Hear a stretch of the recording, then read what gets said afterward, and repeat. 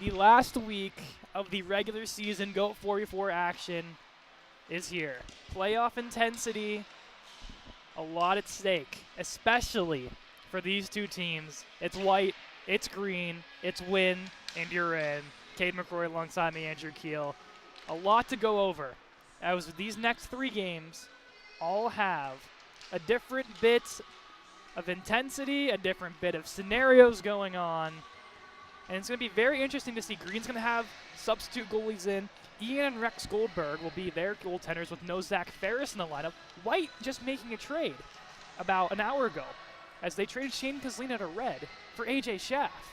And a third-round pick. And a third-round pick. But very interesting. But, Andrew, let's go through these scenarios real quick because the goaltenders for Green are not ready yet. So we have some time to discuss on what could happen over the next 3 hours. As they move in a shooter-tutor. A shooter-tutor? Oh, that's going to be interesting. But quickly, let's go over the scenarios. So Green currently in third place, so they have the best chance to make the playoffs. Win, and they're in. Overtime loss, that gives them 1 point. And if Red loses in any capacity, they are in as well. A loss, and they can still make the playoffs with a full-blown loss. They just need Red to lose and Teal to lose for that to happen. For White, only two scenarios is a win or an overtime loss. Win, you're in. Overtime loss, get the 1 point. You need Red to lose in regulation or a shootout. You can't get Red to get any points if you're White. It's going to be interesting to see, and I think the most intriguing part about this hockey game now, Andrew, is there's a shooter-tutor, as you mentioned. So if you're Green, as we mentioned earlier off air, Zach Ferris has kind of been the backbone of Green. And now this will be the second straight game without him. And they're going to have to play with 5 skaters as Saxon Robertson looks like he's going to play defense/goaltender along with the shooter-tutor. I'm not sure how this will work, but I'm assuming they'll have 5 players on the ice. Yeah, they're going to have 5. And White's going to have 4? So we're going to play 5-on-4. I'd guess here is. So that they're going to confirm 5. At least as they'll check with Jackson Morehouse and Dan downstairs. They got 4 on the ice now. So 4 in a shooter-tutor and 4 in a Volsky. Here we go. Win and you're in. It's White and Green. And now White will take it behind the net. O'Brien moves this forward for Anthony Slowicki. As he'll poke this one up free to Jack O'Brien. O'Brien down the left wall. Puts this one towards the net. Taken away by Saxon Robertson. Or Colton Mauser, excuse me. And he'll carry. Mauser into the zone. Had 3 goals last week. His only goals of the season for Mauser. And now White the other way, Slowicki. 2-on-1 with O'Brien. Slowicki shot and airmails that one into the netting, out of play. You got to hit your shots here, boys. It's going to be a little tough. Not quite, but the first save of the game for the shooter-tutor, as they're going to increase their save percentage to a 1.0. We jokingly have on our stat sheets, if it's a sub-goalie, we put other goalie. I don't know what we put now for shoot. Do we put shooter-tutor in the column underneath? This is definitely a first in the GOAT 44 League. As mentioned, it was supposed to be Ian and Rex Goldberg were the supposed fill-in netminders for Green. They may just be running a little late, still getting ready. Maybe. White looking to take advantage. It's Stern.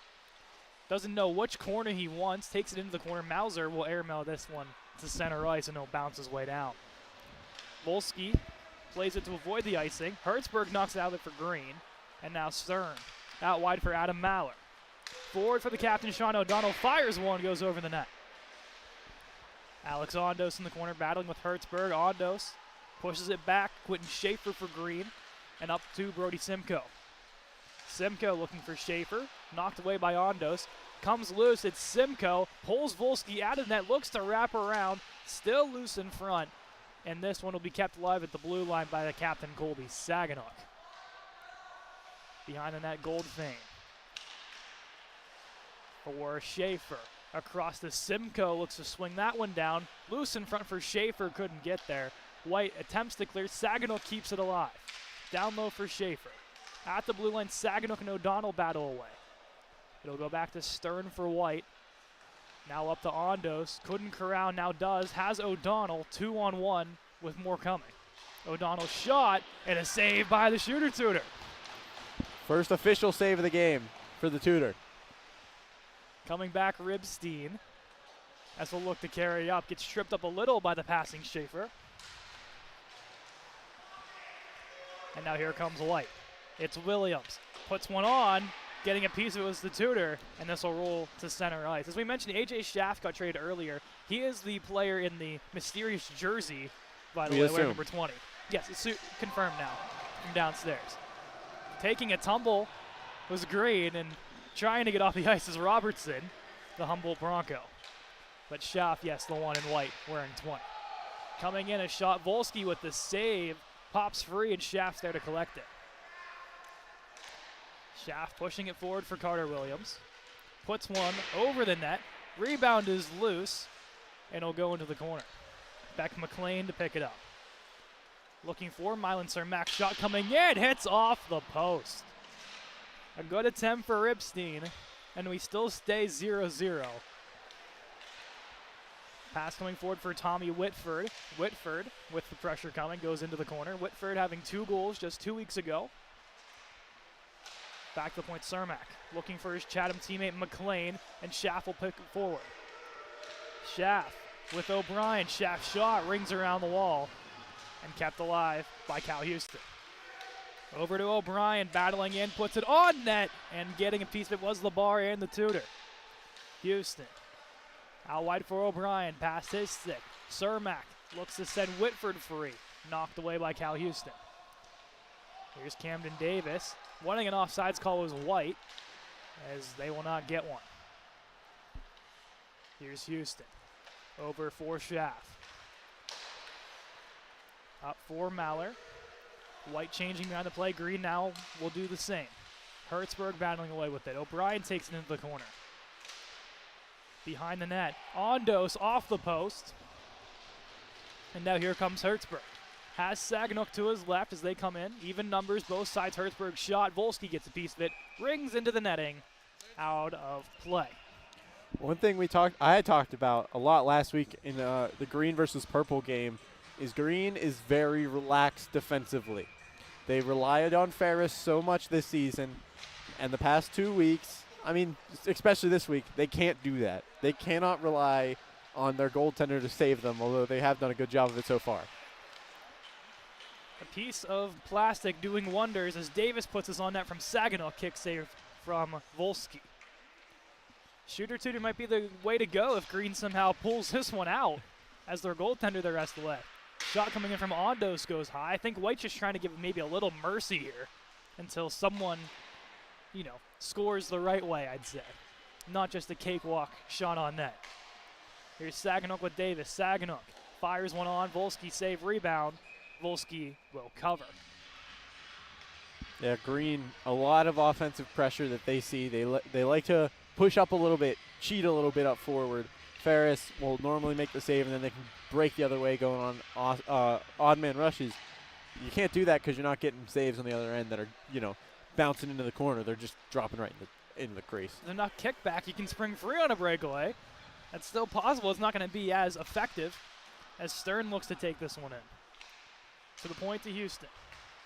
He'll walk the blue line. Gets away from Davis. Out wide to O'Donnell. His shot. Bar down, and White will strike first. Sean O'Donnell, it's 1-0 White. Unable to get his blocker on that one was the Shooter Tudor, as O'Donnell's going to snipe the corner on that one. Just not fast enough was the Shooter Tudor on that one. It's hard to move in that crease. Skates are a little slippery, and it's almost like he's made of wood. Wood doesn't move very well. 1-0 White as the captain gets them going. 8 goals for Sean O'Donnell. That one past Simcoe. Icing Green. 16 minutes to go. 1-goal game. So the other 2 teams still vying for playoffs is Red and Teal. This is probably some really good news for Teal. Teal with the hardest chance to get in. They need 3 things to go right, and so far 1 has gone right halfway because they need Green to lose. And without a goalie, I mean, it's not going to be likely that you're going to win if you're Green. It's a first step for Teal, at least. What a lot has to go right, as you said, yes. Andrew. But Green looking to show that their offense can handle not having a complete goaltender. as Schaefer gets tripped up by Stern. Ribstein for Stern, taking it out, has O'Donnell. He'll skate this one against Mauser. Taken down is Mauser, here comes Stern. Stern shot, and he scores. Off the post and in, Tyler Stern, it's 2-0 White. Getting a piece of that one was the Tudor. Couldn't get everything as it bounces off his shoulder, off the post, and goes in. Unfortunate bounce there for the Tudor. Thought he had all of it, did not, and that one's going to just squeak in. Colton Mauser is asking for a penalty as him and the referee will bark back and forth a little bit there. Maybe it'll get Green a little bit of help, I guess, later on. Or maybe a fifth skater. Who knows what the referees will actually allow at certain points of this hockey game. O'Donnell on net, and he scores. Low and away. O'Donnell's second, and it's 3-0 White. Just not getting enough of that one. The exact same thing for the Tudor. Could not get enough of it. Bounces right off his pad, off the post, and goes in. Unfortunate for Green. As they're getting all the bounces, they're bouncing the wrong way. Yeah, it's just really unfortunate. But, man, the thing is also with the Tudor, you got to snipe these. Like, they got to be good shots. And O'Donnell's done that twice now. Here's Schaefer coming in off the back of the netting as he looks in front for Hertzberg. As the goaltender is ready, looks like. We're just waiting for a whistle, and now the goaltender will come out. No idea who this goaltender is, but we got someone coming in. So no more shooter Tudor, as the clock will actually stop at 13:56. But props to the goaltender coming in here for helping out Green as they want to try to get the shooter Tudor onto the bench. It is a Goldberg. That's all we know. Maybe. I'm going to guess and say it's Ian. Could be. Can't tell the jersey from all the way up here, but it very well could be. See if we could ask some sources downstairs and see if we can get some props to the goaltender for coming in, whoever it may be. Green has somewhat of some help now. Can they strike on the score sheet? It's Rosensteel on net. Save Power from play. Volsky. What do we got here, Keel? We got a hook. As Rosensteel, very happy. AJ Schaff not making a great first impression with his new club, as he'll take a seat. Green's power play has had some luck this season. Davis has got one on the board, so is Beck McLean on what is far and few between power plays usually. Here's Schaefer in front, back door, getting a piece. It was Maller. Green still holds on to it. Shot from Hertzberg, bounces off the back of the wall, and will clear to center ice and all the way down. Hertzberg first to it. Out here with Simcoe, Rosensteel, and Schaefer. Hertzberg for Rosensteel. He has a lot of space to work with. Back to Schaefer, fans on the attempt, and now Stawicki can put this one to center ice. 28 seconds to go on the penalty to Schaff. Up comes Rosensteel. Looks to split through, has Simcoe stick lifted, and now Houston will hold along the wall and backpedal. Killing off the clock here, as we'll put this one back behind the net. O'Brien sends it forward, looking for Stern all the way down, and now that will pretty much do it for the Schaff penalty. Successful kill for White as they hold on to a 3-0 lead. Houston clears it down. Rosensteel was waiting as he'll circle back. Forward for Simcoe. Back to Rosensteel. Green trying to get whole group change here. Behind the net, Rosensteel. Has McLean between his legs. Looks to walk through. Still on sides. McLean with Volsky. Save made. He wanted to play it. Referee lost sight of it. And we remain 3-0. As we're halfway through this first half, no shots against for our Goldberg in net. If it is a Goldberg. If it is. As I believe, if I count correctly, leaving the game is the shooter Tudor with I believe a 700 save percentage, making 7 saves on 10 shots. Not bad at all for shooter Tudor. 700 save percentage, eh? Not completely awful. Green storming the other way, looking for the through pass to Whitford. Houston on it to take it away. Goes around to O'Brien. Forward for Stern. Has Schaff with him, looking to make up for the penalty. He'll be the first to it. Up high for O'Brien. O'Donnell, the fourth man off from the bench. O'Brien's shot goes wide of the net, and Schaff will have to go all the way back to retrieve this one with some help from Volsky. Our mystery goalie still yet to get a shot against, which isn't good because he didn't get any warm-up either. So coming in completely fresh, unless he came off of, practice on the other side. Maybe. Whitford on net. Volsky clamps down, makes the stop. And a beautiful save from Volsky as Green has started to pick up their pace a little bit. They may have gotten their confidence back after seeing an actual goaltender behind there. I mean, not to discredit the amazing performance by Shooter Tutor. He looked incredible so far today. Green wants to win this one for Shooter Tutor's shot and stop from Volsky. And we'll go back to another offensive zone draw, just different circle. They at least want to make sure the Tutor does not get a decision in this game. Yeah, we want to make sure it's at least a no contest. Yes. Cermak off a draw, backhands it as he collides with O'Brien into the wall. Out with it comes Team White. Out wide to O'Donnell from Houston. Forward for Carter Williams. Caught in the skates, rolls towards the net. That, I guess, is your first initial save. Second one stopped, and the save percentage is now at 1.000. And that was, not the easiest shot to save, but not the hardest one either. Just something to get you in the game, feel some rubber on you, and hopefully warm you up a little bit.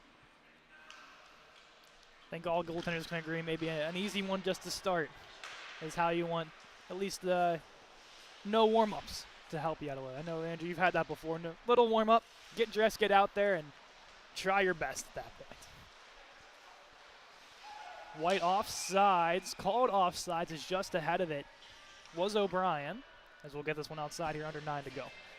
Just under 9 minutes to go. The first half of this half has gone by pretty fast. Since we hit that halfway mark, it's kind of slowed down, it seems. It really has, I think. Just the pace, I think the overall just pace of it, too. Here's Cam Davis off and running. Backhand attempt, second shot. Volsky to it.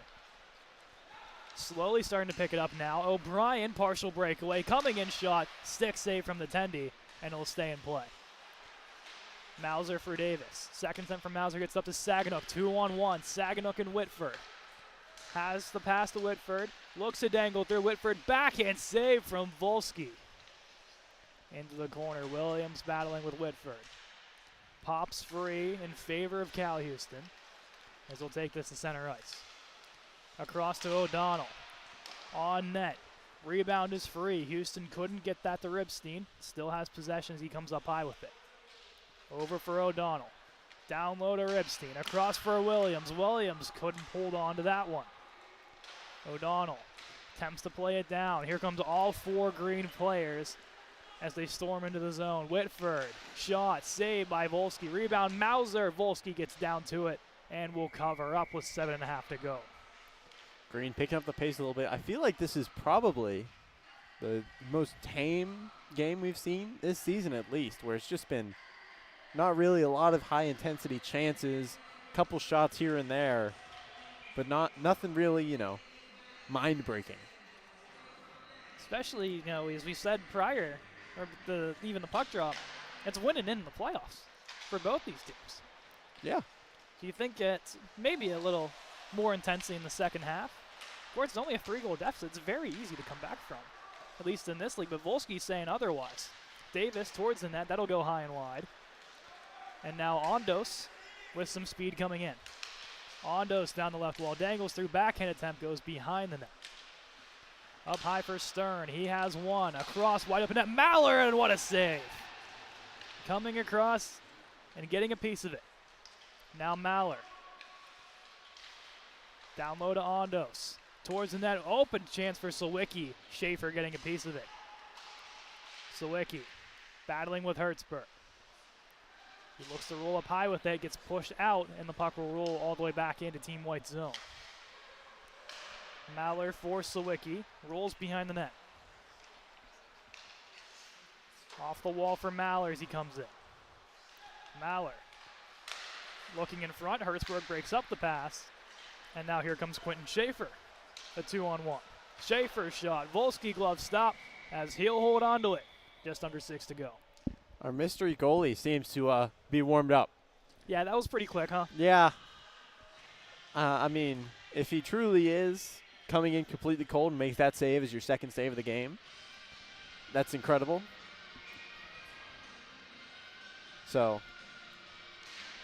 it's hard to do, especially in a league that's very offense-driven, a lot of power, a lot of speed, a lot of skill.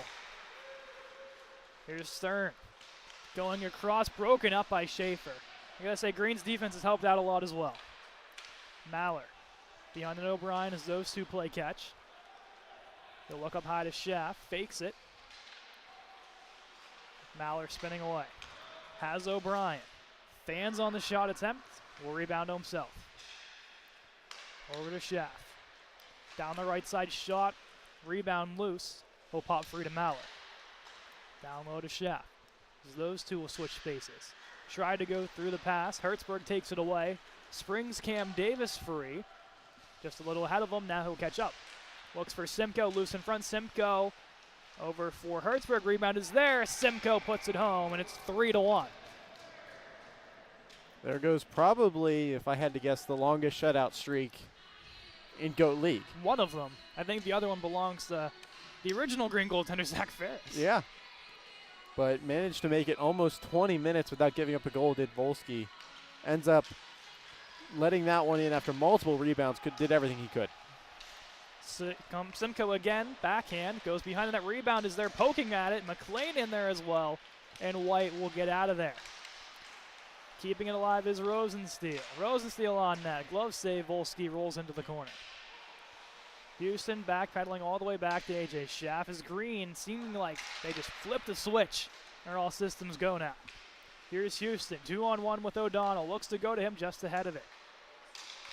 O'Donnell for Schaff coming in. Past his stick. He'll circle up high. Down low O'Donnell, wide open net. And it rolls off the back of the netting with a wide open chance for O'Brien. McLean for off and in. Not sure how, but what a finish by Milan Cermak. And it's 3-2. And what a shot by Rosensteel. Right off of Cermak and in. I believe that was the O'Connor special, as that one will go off his hip and in. It's been some crazy puck luck. But they don't ask how, they ask how many, and now it's a one-goal game. As the Chatham players connect along with little Penn's Elite and Brody Simcoe. Now storming in on a breakaway, it's Williams. Williams with a forehand glove save. Rebound pops free. Cermak for Rosensteel crossing center ice. Both teams starting to feel it now, the intensity. Waiting at the blue line, Cermak.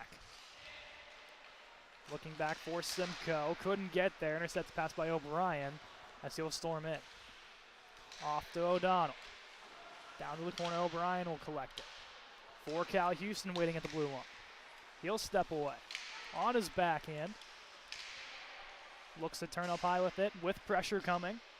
Cermak to clear. Williams will keep it alive. On net with a lot of stick traffic. Rosensteel will catch up to it. And here he comes. Jack Rosensteel. Drop pass to Simcoe. Simcoe in front for McLean. Past his stick, under 2 to go. McLean works this one up high. Lets it go through as Rosensteel looking for reinforcements. Ripstein will take advantage of it as he'll take this behind his net and storm forward through center ice. Stutter steps away from Saginaw. 2 green bodies there. Saginaw will collect it. As he'll hold, O'Donnell will come out with it. Backhand attempt pops free. This will be sent all the way down. Not enough for an icing, or will it? It will.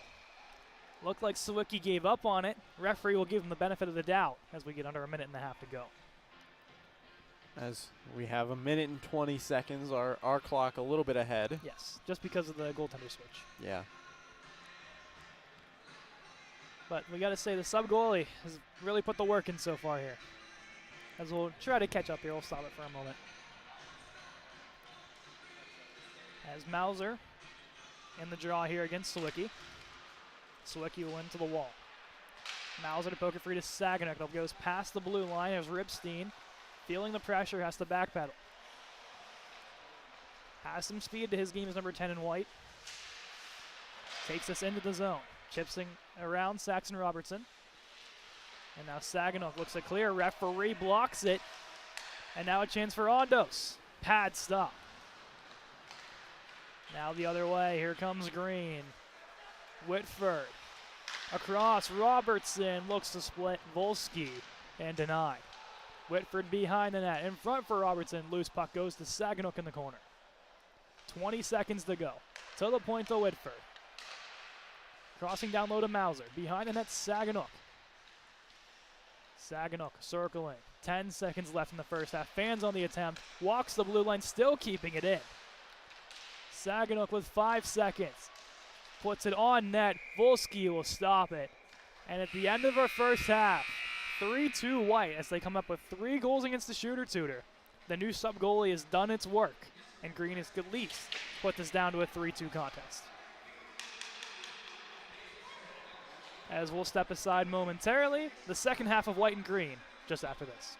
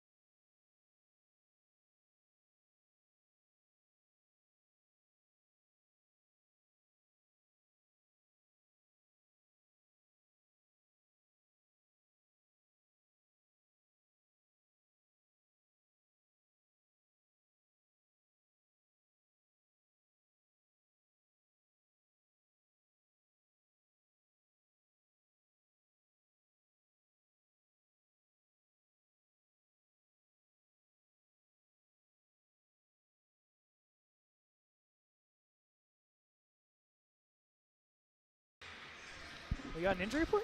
We got an injury report. What's the injury report? Shooter Tutor pulls his groin. That's why we have the E-bug in. Oh, no. Shooter Tutor out for the game, pulling his groin on a slide across. Not good to hear. Green just has all the more momentum now, don't they? Schaefer's shot taken away by Maller, as this will go to center ice. Shooter Tutor jokes are now going to live in GOAT infamy, aren't they, at this point? Mauser pokes it free to Schaefer. Down the right wall, Schaefer's shot. Rolling on net, Volsky almost mishandling it. Whoa, good break there for White. I'm going to give him the benefit of the doubt and say that looked like he was going to pass it off the pads back to himself, and it almost worked. Yeah. So that one went off the pads and then just barely snagged by Volsky. Could have been dangerous if he lets that go too far. We mentioned also Team White still without Brandon Sabota as well. Has not played in many contests, as well as Justin Gibson. Has also out of lineup, as well as a guy like Anthony Carone, who's been one of their staples all season long. Green only missing Carter Shade, who's only played about half appearances so far this season. But number-wise, pretty even, I'd say. Just Green maybe with one or two more bodies. Under 22, as we have a minute gone so far, remains 3-2. In front is Schaefer, backdoor, and he scores. Quentin Schaefer ties this game at 3. Incredible. I'll tell you who's not excited about that one, and that's Team Teal, as they need White to win this game. They were looking strong after the Shooter Tutor. Shooter Tutor goes down with a groin injury. The E-Bug comes in and has been lights out for Green, so Teal unhappy with the injury. Teal also looking ahead. I believe LJ Mooney's still out of the lineup as well, playing in a Team USA tournament. Not sure the status of the Logan Cooley, who's only played in one contest this season, so something to keep your eye on in our third contest of the day. Even if playoff scenarios aren't Avail could still be a very interesting hockey game. As we know, Purple, they can be an exciting team. They could be a pesky team at times. And that's why they're the #1 seed in the Go 4v4 playoffs. White and green looking to join them with some wins today. Davis takes that away from Stern. Breakaway, Davis shot. Saved by Volsky, getting a piece of it with the glove. Cermak to Davis. Looking for McLean. Past him. O'Donnell foot race with Hertzberg. Hertzberg will get back in time. Here comes Hertzberg, the Acadia forward. And now moves us up is Cal Houston on the turnover. Houston coming in and stop. Rebound for Williams. Another rebound is loose. Diving down Hertzberg, keeping that one out along with the goaltender. In front for Houston. Out wide for Williams. Couldn't bounce White's way. And now at the blue line. Houston has to work this back. Over to O'Brien. Forward now to O'Donnell coming down the left wall. One-on-one with the goaltender. Shot save made. Rebound is loose. And O'Brien's denied, and Green will clear. 20 minutes to go second half. Tie hockey game all at 3. Volsky plays this one in neutral territory. McLean and O'Brien will joust. Out with it comes Hal Houston coming in. 3-on-1. Houston for O'Donnell, and he scores. What a shot by Sean O'Donnell. A hat-trick goal, and it's 4-3. One thing that we didn't touch on earlier that we can now touch on because White has taken the lead back. So it's good for them because if Green wins this game, playoffs are set. Really? Yes. White cannot pass Red if they lose this game, so Red will clinch with a Green win. Interesting tidbit, and it would help Red out a lot. As well as we said earlier, they made a trade for Shane Kozlina with Team White. Something that could bite the behind of Team White maybe as well, but maybe an AJ Schaff protection in the draft is something that they're interested in as well. So it could be a next year solution too. This will roll to center ice. And now out with it comes Houston off the pass from Ribstein. Down low, Simcoe breaks up the pass attempt. Houston has to circle, puts this one in front for Ribstein. No avail, as Ribstein will collect it at center ice. Forward for O'Donnell. Looks to split forward. Simcoe takes it away. Here comes Green, all 4 of them into the zone. Simcoe looking in front, backdoor. Saginaw couldn't clear out. Rebound is loose, and Saginaw puts it home. The captain ties this game at 4. Colby Saginaw. I want to know what looked like the ref was calling something, but it was just he was signaling the goal. As there's some confusion in front. Big hit behind the net on the wraparound attempt. Looked like maybe that was going to be called, but ends up being a goal, so it doesn't matter. We talked about the first period maybe being a tiny bit slower pace. The second half's really brought us a lot. Physicality is ramped. The skill is on display, and each team not wanting to give an inch. Here's Ondos. Looks to split in. Taken away by Robertson. Pushing forward for Green. Taken back. And now Sawicki looks to draw through. Rosensteel has Sawicki all over him. Gets it off in time to Saxon Robertson. He'll move it up. Robertson, between his legs, pushes it forward, takes down Volsky in the process, and now Sawicki and Robertson will collide into the corner as they'll rough each other up a little bit. But Volsky looks to be okay. This would be hurtful if we have 2 goalies go down in the same game. And first shooter to now Volsky. But he looks to just get his equipment back in order. As Robertson just tried to drive the crease. Volsky played a tiny bit far up as they collided on top of the blue paint. This clock will continue. I believe it stopped for a second there. Just based off our clock, I think it did. So we'll be aligned again as of right now at 17:07. But Volsky seems to be okay, which is a very positive sign for White. Ondos in front looking for Mallard. As we'll take this one up high. Mallard splitting in to his backhand. Has Schaff trying to pull the tendy out of the crease. Can't do so. Here's AJ Schaff. Looks to work up high. Has Mallard with him. Down low to Sawicki. Sawicki crosses with Schaff. Puts it down low to Ondos. Up high to Schaff. Shot rings off the post and the referee's shin. That one's got to hurt. Diving attempt by Schaff puts it back in play. What could have been a Quentin Schaefer breakaway. Stopped by the newest Team White acquisition. Both teams look to get fresh bodies on. Could cost them. Here comes Whitford. Whitford for Schaefer. And he scores. Quentin Schaefer gets it past the diving Volsky, and Green gets their first lead of the game. It's 5-4. That'd be their second lead of the game. They were leading 4-3. Green's leading. Yeah. They haven't had the lead. Yeah, they did. No, they didn't. White came back. No. And scored the no. Yes. No. Okay. With goaltenders' increases, yes, Green had a lead. White was up 3-0. Then Green came back. To make it 4-3. Was it 4-3? Yeah.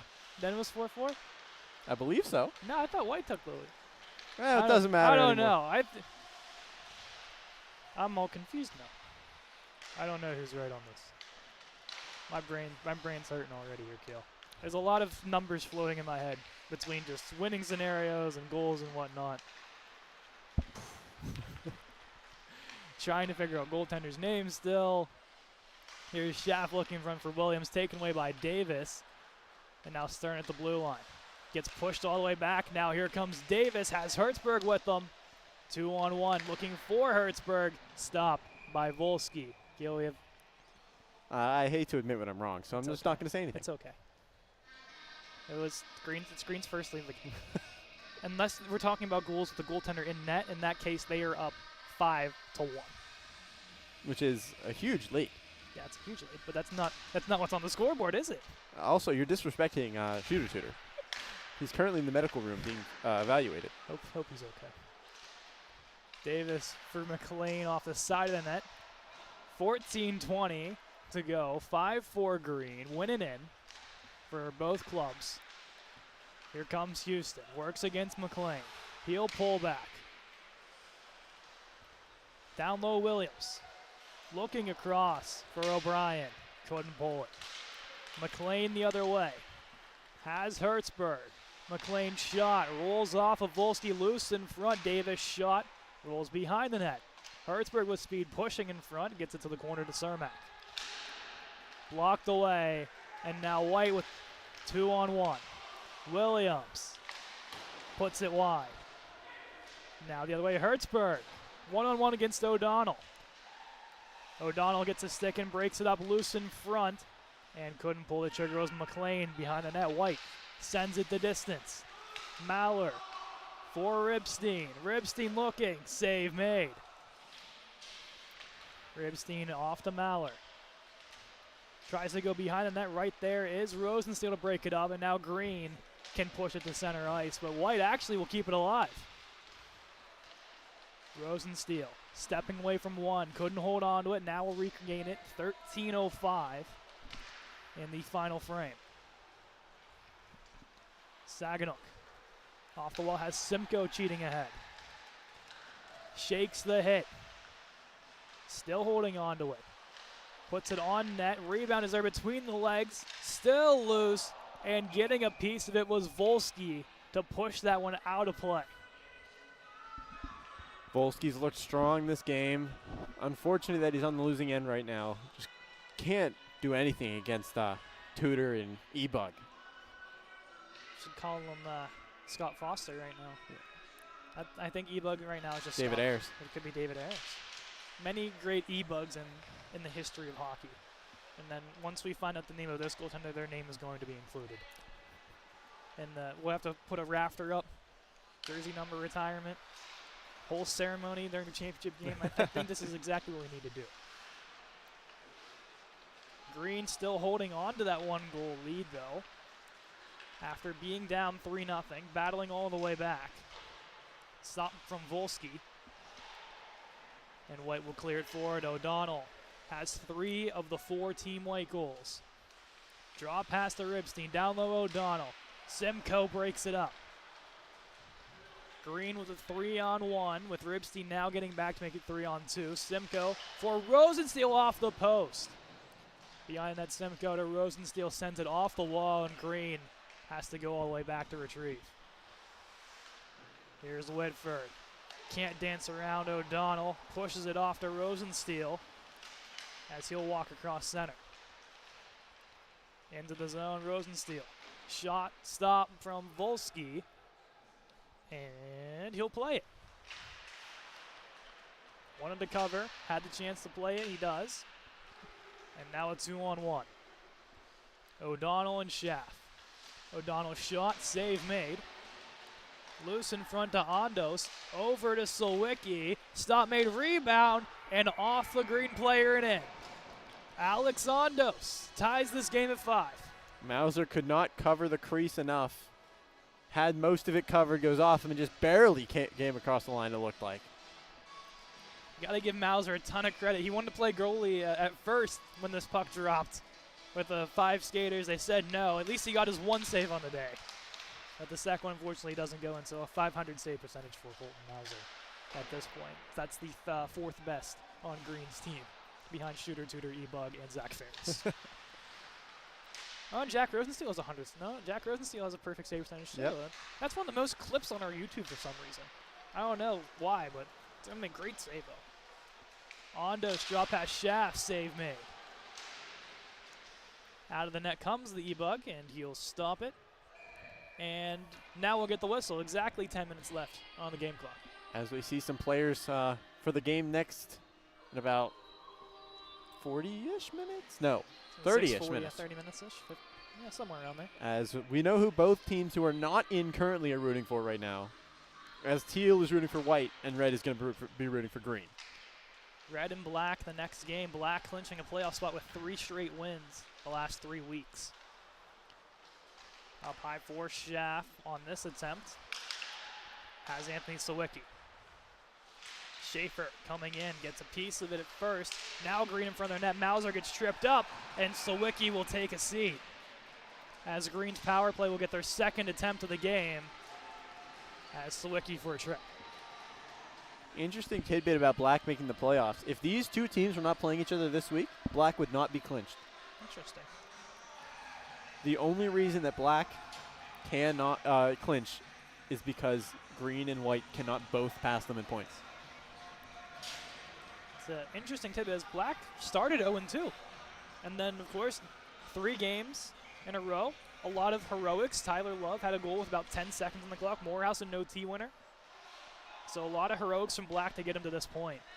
And they're in the playoffs. Seemingly, possibly, only one of these 2 teams could get in. Green has a power play and looks to take the lead. Springing free, Whitford, 1-on-1 with Volsky. Save made. Rebound for Davis, Volsky pad stop. Cermak up high for Whitford, down low to Cermak, off the post. The inside, far post. Oh, so close. And now the other way, Williams. Looking for a shorthanded goal. He'll pull up. By his lonesome shot rings. And Davis will pick it up for Green. 20 seconds to go in the Sawicki penalty. Forward for Whitford. Looks to drive in. Thrown in by Team White. And now 15 seconds left on that penalty clock. Just under 8 on the game clock. It's tied up 5-5. Looking for Mauser. Couldn't get there. Maller will just hold. And now Sawicki will be set free as White with their 2nd straight kill in this game. Maller. Behind the net looking for somebody. Rolls up high. Has Sawicki out of the box. As he'll send down low to O'Brien. Across to Houston. White looks to set something up here. A lot of moving pieces in front looking for the tip of O'Brien. And stopped. Hertzberg goes cross ice to McLean. McLean in front looks for the stick of Robertson. Stopped by Volsky. The other way, O'Brien looked to spring free behind the net. Will Hertzberg get there? He cannot. And White looks to set up. Maller puts one behind the net. Saginaw to pick it up for Green, the captain. Throws it off to Robertson. Forward for Saginaw. Looks to dangle through center. Puts it into the zone with some help from Robertson. As McLean shakes a hit. Hertzberg picks it up. Chipping it down. Robertson. Save from Volsky coming out of his crease. Houston, pass intercepted. McLean is there. McLean looking for Hertzberg, broken up by Houston diving down. Hertzberg holding on to it. Off Houston's skate. And now Team White looks to come the other way. Give and go between Ondos and O'Donnell. O'Donnell for Ondos coming in. Save made, a kick save, and a beauty from the E-Buck. Simcoe and his skates. Pushes it back. 6:15 to go. Still not up at 5 as both teams really need changes. Now Simcoe looks to send the stretch pass to Rosensteel. Out of the net comes Volsky. Rosensteel puts it on. Sticks up from Volsky. Forward to Ondos. Simcoe breaks it up. Rosensteel gets on sides. Here comes Green. Simcoe. Volsky with the stop. Rolls behind the net as he looks to shake off 3 Team White players. Schaefer keeps it alive. Up high to the point. Whitford couldn't keep it. It rolls to center. Rosensteel off to Schaefer's. Andrew, a lot of back and forth here, but a lot of good chances, but some great saves from both goaltenders. Both goalies looking incredible this last stretch. Rosensteel looks to split in, puts it on. Volsky plays it off, but oh, Simcoe was right there waiting. Could have been disastrous. I don't know who yelled play it, but I could hear it from up here, and I feel like it was a Green player. Yeah, very, very likely it was someone from the Green bench. I would have to safely assume Colton Mauser, because he always seems to be the one chirping or having some extra fun on the ice here. He's very loud, too. He's one we can definitely hear through the headsets most of the time. Ondos, shot blocked away by Whitford as we're under 5 minutes to go. Off the boot of Rosensteel, no icing. As Stern behind the net to pick it up. Across center ice, has O'Donnell and Ondos with them. Stern puts that one high and wide. It'll roll off the boards. 2-on-1. Simcoe and Rosensteel getting back at Stern. Simcoe dangling, looks to go to his forehand, still trying to hold on to it as Simcoe and Stern get into it behind the play. Now the other way, O'Donnell. Across for Schaff, up high to O'Donnell, down low to Ondos. Diving out as the goaltender, making the stop somehow, some way. An incredible save, and just to be sure, look who it is in the net. It's Colton Mauser. As we have 4 minutes to go, at what point do these teams just be like, if we go to overtime, we can both make it? It's the possibility, and I'm not sure that both of those teams know that. If this game goes to overtime, both teams have a chance to make it. If White wins, I believe Green still has a chance, but if Green wins, White is out. AJ Schaff taking off his jersey on the bench and actually now has a full-on white jersey, the one that Shane Kozlina used to wear. So, for at least his last shift or so, he will have an official Team White jersey. Green also off the drill only had 3. They had to get a 4th guy out there. Killed off a lot of clock as well. Here is Sawicki. Looks to take this one around. He was going to go for a second time around the horn. Davis all over him, but staying on sides is the young Sawicki. He's trying the pressure glitch from NHL 24. Something that works. Could work in real life, too.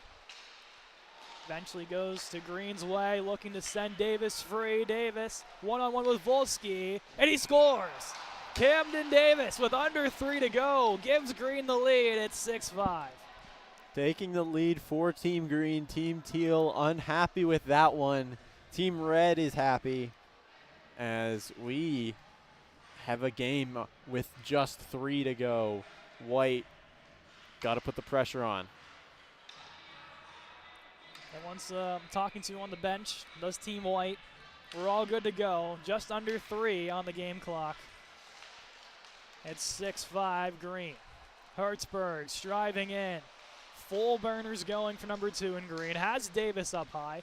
Gets his stick lifted. Looks to wrap it around. Doesn't have what he wants. It'll go to center ice as Colton Mauser will take this all the way back. Has Cermak waiting. Hits Hertzberg in stride, but a little ahead of him. As Houston and Hertzberg collide into the wall. Shaking off hit is Hertzberg as he gets dragged down. And Houston all over Hertzberg with a couple of love taps to the back.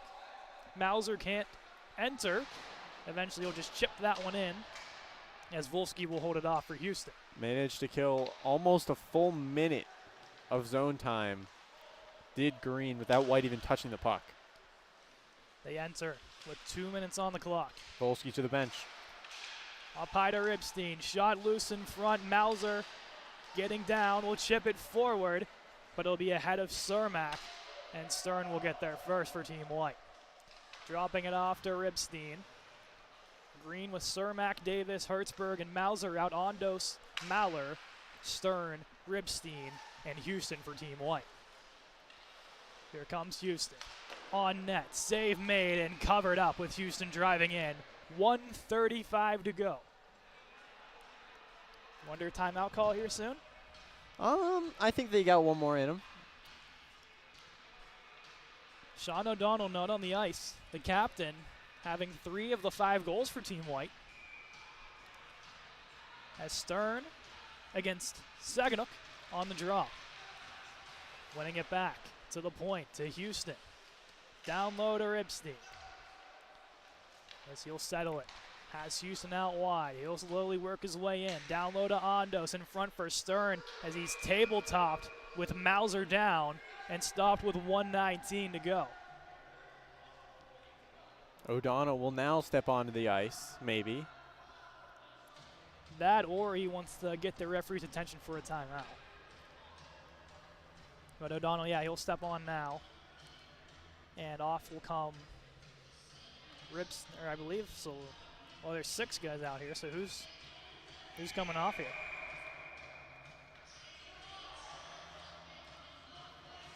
Ripstein will head off after some confusion. As we have a equipment malfunction with our e-bug. Honestly, this might be the saving grace for Green right now here too. Get your breather on. Your best guys are on the ice, but also White's best guys are on the ice. Yeah. But getting this little breather can only help you. There's 1:19 to go. A lot at stake here. Green looking to go back to playoffs for the 2nd straight year. White is in the same boat as they are. It's Davis and O'Donnell. As Davis will chop that one, but kept alive by Houston. Down low to Ondos. Looking in front for O'Donnell. Rebound is there, and save made. Another rebound, and Ondos will push it forward. Gives it off to Adam Maller. Over to the point to Houston. Looking up high to Maller. Kicks it to his forehand. Taken away by Saganuk. Forward for Davis. For the empty cage. Puts it wide. Houston whacks it to Stern with Hertzberg all over him. Down to Saganuk. Unfortunately, the wrong team for Team White. Under a minute to go. Saganuk couldn't break free. Here's O'Donnell backhand. Stop made by the E-Bug with 45 ticks on the clock. That could have been an incredible moment, an incredible play there for O'Donnell if he can get that past. As everything was looking right for him. Just couldn't beat the E-Bug. There'll be a face-off to the left of the E-Bug here. O'Donnell, Stern, Houston, Ondos, and Maller going up against Davis, McLean, Hertzberg, and Mauser. At the blue line, it's kept alive. Houston playing catch with Ondos. They have 37 ticks. Over to Stern. Stern puts it on net, and he scores. Tyler Stern with 34.3 to go. We're all tied up at 6. An incredible show there from White. Red unhappy, but not too unhappy, because they can still win if Green loses, and they'll make it. Teal, though, on the edge of their seat still. They need this to end in regulation for White. There's 33 seconds for Teal Season, who's not even playing in this game, to stay alive. Off the back of Davis' skater, rolls to center ice. Has taken down as Mauser colliding with Stern. Mauser wants a call. Referees are going to let him play on. There's 17 to go now. Whitford by his lonesome to his backhand, avoids O'Donnell. Takes it behind the net. Continues. On net, stop Volsky. Cleared as this will roll off the bench. And we are headed to a sudden death overtime. Team Teal is out. Teal out. Both teams are still in despite the score. So, Green. Both teams make the playoffs with a red loss. But even simpler, winning it. Winning team in. Losing team, you got to root for black. It's going to be very interesting how this one will play out. It's 3-on-3 for 5 minutes. I do believe, it may be wrong, I may be incorrect, but I believe if this goes to a shootout, Teal's still in. Interesting. That is interesting indeed. Because a shootout is 1 point to the winner, no points to the loser. I believe so. It hasn't happened yet this season, so there's always the possibility. Here's Stern's shot. Stop made. As we said, 3-on-3. It's McLean, Saginaw, and Rosensteel for Green. Houston out here with A.J. Schaff now in the number 5 jersey along with Stern. Covered by Volsky, was going to play it off. White bench not very happy, as well as their fan group behind us. And 4:32 to go. Running clock. Saginaw will step in. O'Donnell steps on for Stern. Saginaw loses that draw. O'Donnell once again doing what he does best. Off the give and go with Houston. O'Donnell down the left wall. A hat trick for his team tonight. The team that he drafted. Up high to Houston. Drop pass to A.J. Schaff. He'll take this all the way back to center ice. Saginaw will change quickly as Cermak steps on. Into the zone. Schaff looks to split in. Stop made. Schaff into the corner. Battling with McLean. Eventually works his way behind the net as McLean trying to get a piece of it. Loose in front. Houston to O'Donnell. Save made. Robbery. 3:33. I did quick math. Okay. I don't know if it's correct because I did it quickly, but I believe a White shootout win, Teal's still in. Okay. The only way they can stay in the playoff race. As the clock continues to tick, it still is in the realm of possibilities. Mauser sends Cermak free. Cermak kick save Volsky. And now Ondos looks to stretch it forward. Davis with a head of steam. Gives it off to Maller. Broken up. Turning, Ondos shot. Save made. Cermak collecting off the Davis dive. And now Mauser will hold with just under 3 to go. Forward for Davis. Out wide to Cermak. He'll enter along the right wall. Clapper getting a piece. It was O'Donnell, and that one hits the ceiling and then some with 2.5 to go. Clock hasn't stopped either. Which I don't think we've ever gotten to a stoppage under 3 minutes, so I guess it just won't stop. Interesting. That's a rule I did not know about because, like I said, we've barely gotten this far before. And the only time we've ever gotten past the 3-minute mark, they scored during that shift. O'Donnell springing free, coming in, couldn't pull it off. Second attempt, and somehow, some way, getting a piece of it with the pad. And under 2, we continue to roll on. Save after save from the unknown E-Bug. And regardless win or loss, I think this is in legendary status of the Go 44 League. Oh, it definitely is. Unfortunately, he had to come in due to the injury to Shooter Tutor. We wish him a quick recovery. Yeah, well, I hope he's good for the next Penn's Elite practice tomorrow morning or something, you know? It's a quick turnaround for him. O'Donnell, 1:30 to go, sails this one high, but ends up getting it down low to Maller. Behind the net, O'Donnell, one-on-one with Simcoe. And now Ondos in front. Turned over. Maller, stutter steps, loose. Quentin Schaefer, breakaway, 1:17 to go. Schaefer coming in to his backhand, looks to split the 5-hole. Volsky gets down and makes the save with 1:10 on the clock. 1 minute to go. Still running. They may know that they have a chance if they're now, but I don't know if they know they don't have a chance if this goes any further. Schaefer looks to put it towards the wall, and now behind, collected by A.J. Schaff.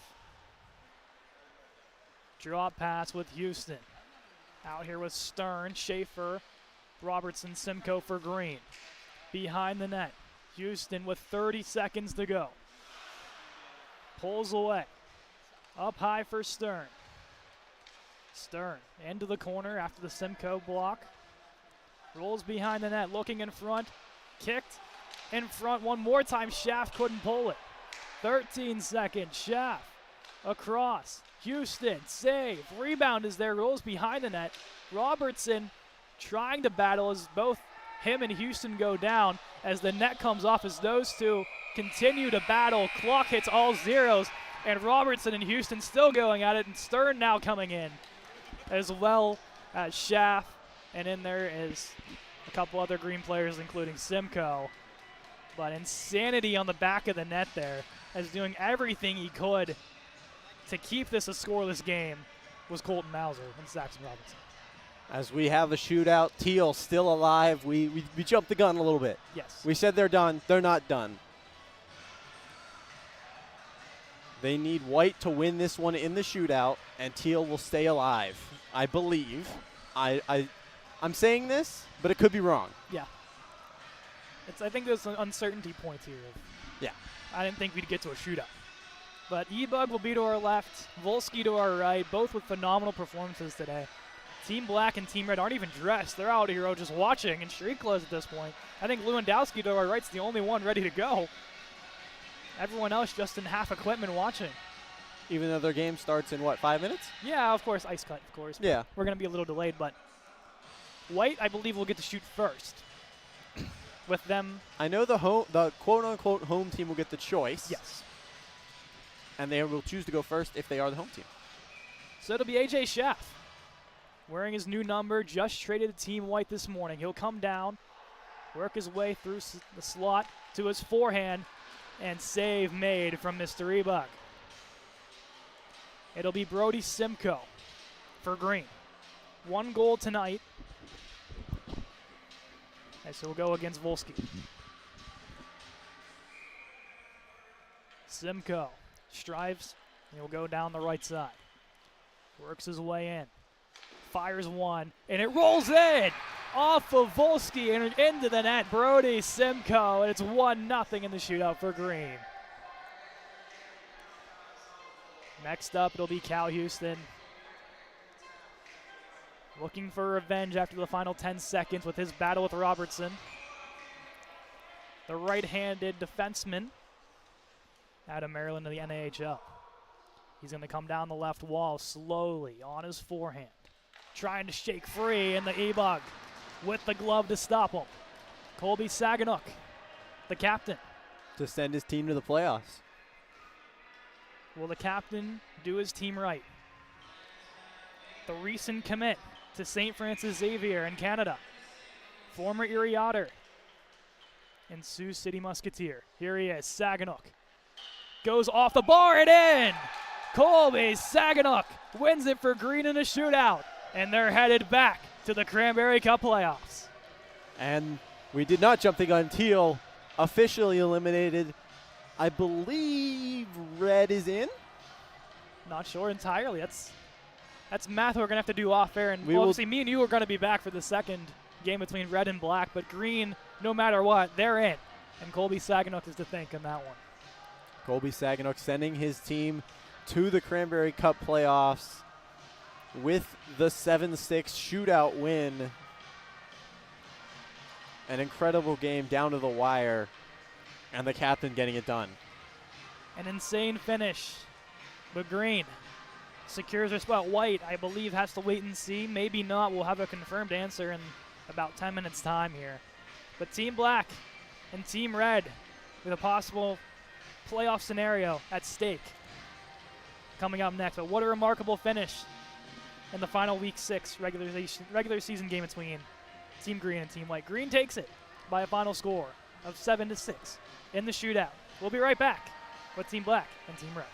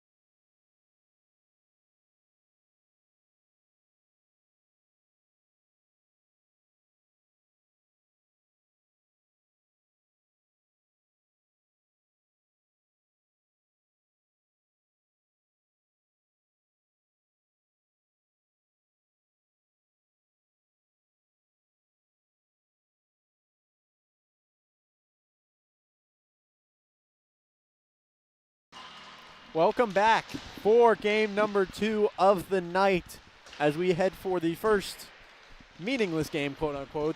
It matters for seeding for the playoffs. But no more will Red have to worry about if they're going to make the playoffs. They do clinch with that green win. We did the math. Andrew Keel alongside me, Caden McClure, as we get ready for Red versus Black. It's going to be interesting because now at this point, as we talked off air, you know, we have the 4 teams of who's in. And 2 of them are on the ice. And, of course, 1 just played last game, 1 will play the next game, obviously. And it's all about seeding at this point. There's a scenario where even every team can tie in second place, and that is going to be disastrous for us because we have no idea who holds the tiebreaker. But seemingly just win in regulation, win in OT, that helps out a lot. We can figure it out that way. But green, red, and black all seemingly still kind of fighting for that second and third positioning. And, you know, you don't want to place purple. They're on a heater. They're a very dangerous team to play. So you want to try to avoid that at all costs. It's not entirely meaningless, but in terms of, you know, making it, everyone's set in stone. Yeah. As we have unfortunate news as, you know, Shooter went down last game, was supposed to play this game as well, so we have another E-Bug in, this time for Black, a different E-Bug, as we will call him throughout the game, as we do not know. Unless it is Jeff Kreidler and he's just not wearing his that's a very real possibility that it is Kreidler, he just forgot his jersey. It could have been, but to our left side here, Andrew, is a familiar face that played in the first 2 seasons of the GOAT League. He has not played this season on. That's Dylan Bork, the son of Phil Bork, the old 2-9er. As he will not be wearing 2-9. No, the goalie numbers are not good at 29. Yeah. It's 30 or 33. No fun in that area, but good to see Dylan Bork back. He was a really solid goaltender the last 2 seasons. He's a youngster coming up, and a lot of potential for that youngster to the left of us. As we get ready for the seeding matchup, could be a preview for next week in almost every scenario. As the puck is down, here we go. Trevino will start. He will pass it up to Humphreys. Humphreys will move into the zone, passes him across, fans on it, and it will be turned over as Black. Goldfein will send it up, trying to hit McDonald just too far. Bork will send it back down. Humphreys will pick it up. Moving in, it's Weber. Weber will send it across. One more, Humphreys. Humphreys squared, couldn't connect on that one.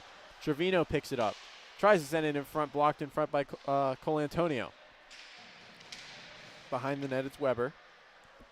He will lose it. Black will pick it up, try and clear just past the stretch of J.C. Humphreys. Trevino will pick it up and send it back up. And he will fan, and this one will be an icing. Other thing here, Andrew, we kind of forgot to mention the opener. These 2 teams played together in the playoffs last year. And Red, of course, the reigning champions, defeated Black in that scenario. So a chance for them to see each other again in the playoffs is very real. And with the addition of Shane Kozlina, literally acquired just a couple hours ago in change for AJ Schaff. So Kozlina wearing number 6 for Red in his first appearance. These 2 teams will play each other if Red wins in at least regulation or overtime. No idea what happens if they win in the shootout, because then it ends in a 3-way tie. Black will move in, pass across, fans on the shot. And now Red, led by Captain Humphreys, he's moving in. Tries to go through all of Black, unable to do so. It's turned over and taking it down. Kroc will lose it. It will make its way back to the point, though. Orvitz will send it up. Intercepted, though, by Tomko. He'll flip it over to Malbouf. And that'll make its way back to Tomko. Tomko moving in, poked off his stick. Tomko still with it. Dancing sends it to Malbouf. Malbouf in front. Rebound shot grabbed out of the air by the E-Bug. That was in some insane work right there by the E-Bug. If it is Kreidler, props to you, my friend. But if it's not, if the E-Bug, got to give him credit. If that's going to be the 2nd straight game in a row where we're going to have E-Bugs run the show, that's incredible. We love the E-Bugs. We love the E-Bugs. Unfortunate for our Shooter Tutor to go down with that groin injury. It was devastating. It really was. If you missed our first game. Yeah, really good save percentage. Only let in 3 goals, but you know, hope all is well for him. Black moving in, shot, fanned on it there. Trevino will pick it up for Red. Passes this one up. Kozlina tries to go through the entire Black team, will make it. Flips into the goaltender. but saved. Kazlina already providing much added value to this Red roster. I mean, we looked last week. It's almost impossible to stop the Humphreys, Tomko, and then your mixture of either Trevino or Malbouf on the ice. Now you're getting Shane Kazlina, who's been on an absolute tear these last couple of games. Really good trade for Red, though, especially with the push that they're about to make with them in the playoffs. We did lose our visual for a second. Maybe Caden can hop off and try and fix that as we have a radio broadcast. Red will move in. Shot there, save there by the E-Bug on the opportunity from Red. As we do get our visual back. So the radio broadcast come to an end. I hope you enjoyed as we get our TV broadcast back working again as Caden will jump back on the mic. Just a little misclick of a button, that's all. We're all good. Black will carry. He'll send it across. Intercepted. And now Mitchell. Mitchell will send this one up to Jarman. Jarman to the slot, moving in through the crease. That one by Sawick. Jarman will send it back in, but it will be J.C. Humphreys, the first one to pick it up. He'll send it back behind the net to O'Brien. Over to Malbouf. Malbouf carries over the center ice. He will leave it to Christian Humphreys. Humphreys moving in. Loses it in the corner, and Jarman will take it away, but Black intercepts that one. Kazlina moving in. Pass there from Black. Just goes wide. Christian Humphreys moving in. He's going to score on the breakaway. And Red takes the 1-0 lead. Humphreys has been on a different tear these last couple of games. Red didn't start off great. Humphreys, of course, week off for the NHL draft, week off for the Colorado Avalanche camp. Coming back, he now has 11 goals on the season. Incredible turnaround. He's just a phenomenal player, and his team has really bought into what they're doing. Trevino will pick up the puck after the win. Humphreys will continue to carry, but it will be turned over. Cole Antonio sends this one all the way down, intercepted by Trevino, who will try and send it back to Humphreys, just out of reach and an icing. Yeah, we've mentioned every Red game, I think, that one of us has called. Red does this little thing on their bench where they have either Tristan Trevino or Luke Malbouf sit by themselves at the end of the bench, and they just swap for each other constantly. So that way, at least one of their top defenders is always ready to go. And it's worked so far. Yes. As they've moved themselves into a playoff spot. Remember, Malbouf is also a trade acquisition as well. So he has not been with Red all season. J.C. Humphreys will carry this one in. Makes its way around Cole Antonio. Into the corner. Dangles will flip this one up to the point to Trevino. Trevino waits. Working the line. We'll leave this one for Tomko. Tomko into the slot. Shot just goes wide. Cole Antonio will pick it up for Black. Intercepted and turned over. J.C. Humphreys 3-on-1 for Red. Sends it back. Fanning on the shot there was Kazlina, his first shot attempt in Red. And here comes Black with a 3-on-1. Moving around. Bork able to just get enough to poke that one into the corner. Because now we got a corner battle. Red finally holding it. J.C. Humphreys will send it all the way up to Tomko. Tomko had to put on the break shot. Glove saved by the E-Bug. And a whistle. Tomko giving him a little love tap as well there after he makes a save. But this Red team, when they're fully together, I mean, you want to talk about it, it's always hard to defend your championship title, right? Beginning of the season, didn't look great. Tomko has played the last couple of games. The addition of Malbouf. Matt Weber joined the team mid-season. And, of course, the Humphreys brothers. Like, this team has just been on a tear. But these are probably the two hottest teams right now in all of Go in terms of just where they started to where they are right now. Moving in Malbouf with a great play there to stop the pass across. Black will send it back in deep. Bell Sterling. Behind the net. He'll keep holding. No one pressuring him. Eventually gets poked away there by Weber, and he's going to take the puck. Weber will send this one into the zone, but it will be intercepted by Black, as now they're going to take possession. And here's Bell Sterling. Bell Sterling moving in. Shot. Save made by Bork off the top of his glove and behind the net. In front shot there, and they're going to score. Jackson Morehouse, and this game is tied. Yeah, Morehouse came flying into the zone, and they missed him last week. They still got the win. But when he is with this team, they seem to click on another level. A dynamic player on the ice.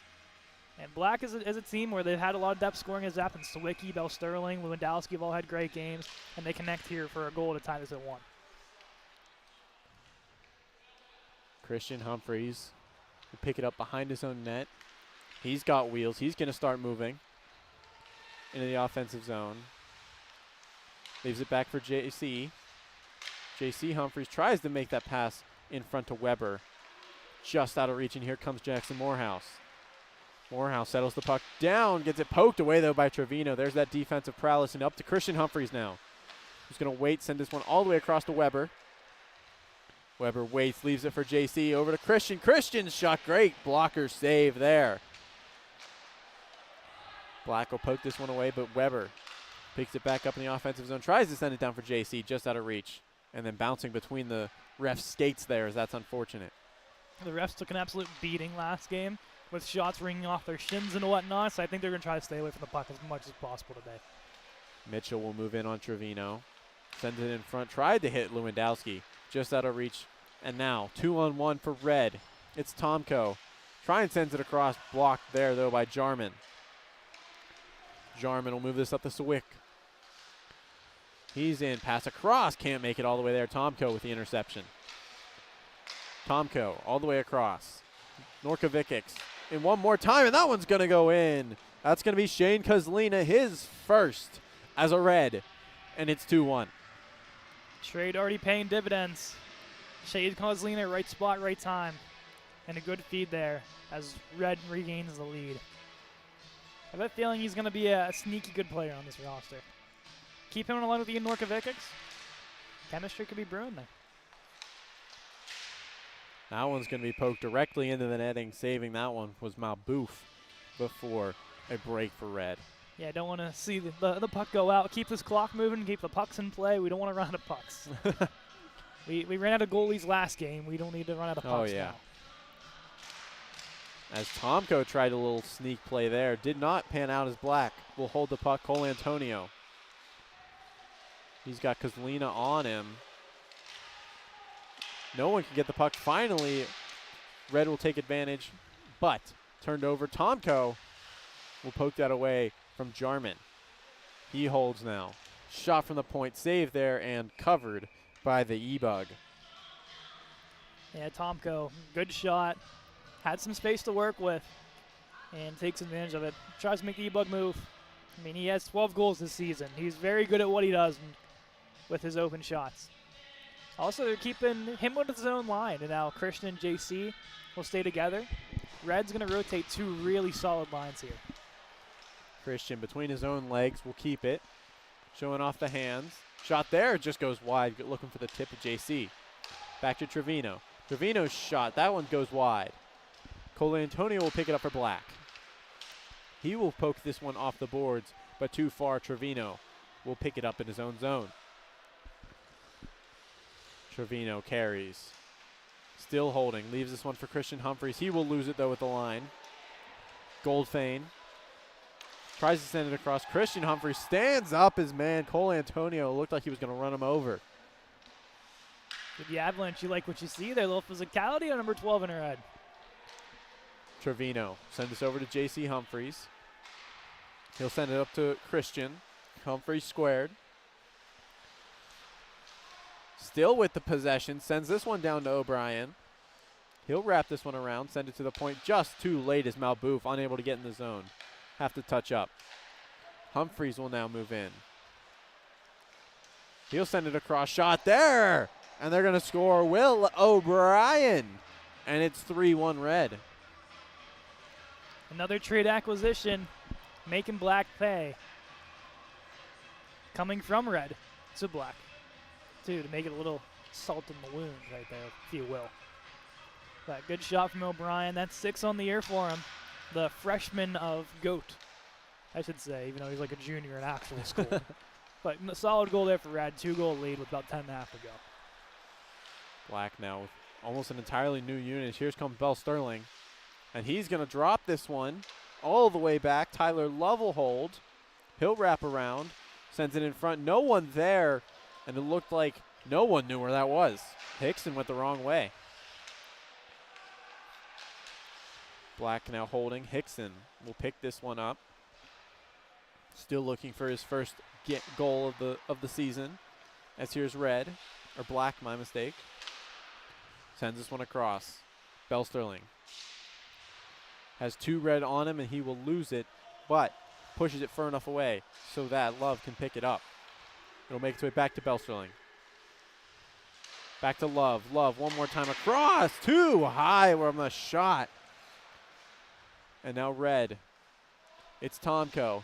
He's going to try and find his man. Norkovic's just too far. Kroc. He'll hold in his own zone. He'll send it to Morehouse. Morehouse turns it over, though, as here comes Red. Weber. Just enough of it from Morehouse to get him out of range.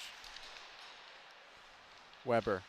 He'll send it in. Poked there by O'Brien. Just wide, though. O'Brien will send this one around. Kozlina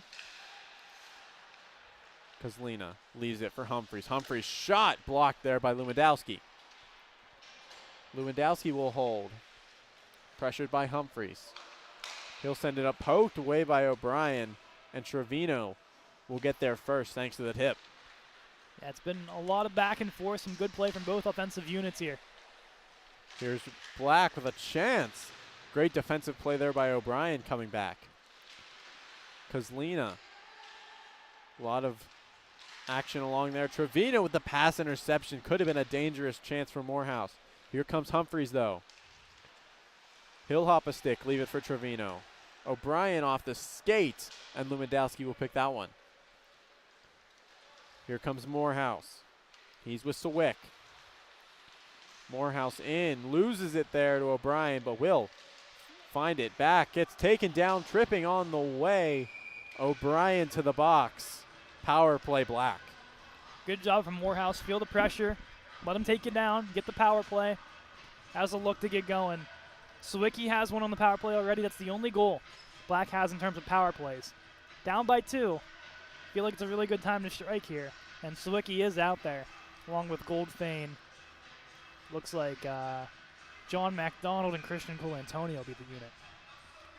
Having Sawicki out there proves you're confident in him on the power play. Malbouf holding and killing a lot of time there. Able to kill a whole 6 seconds just holding that puck behind his own net. That's what a veteran defenseman does. Smart play, kill the clock, send it out.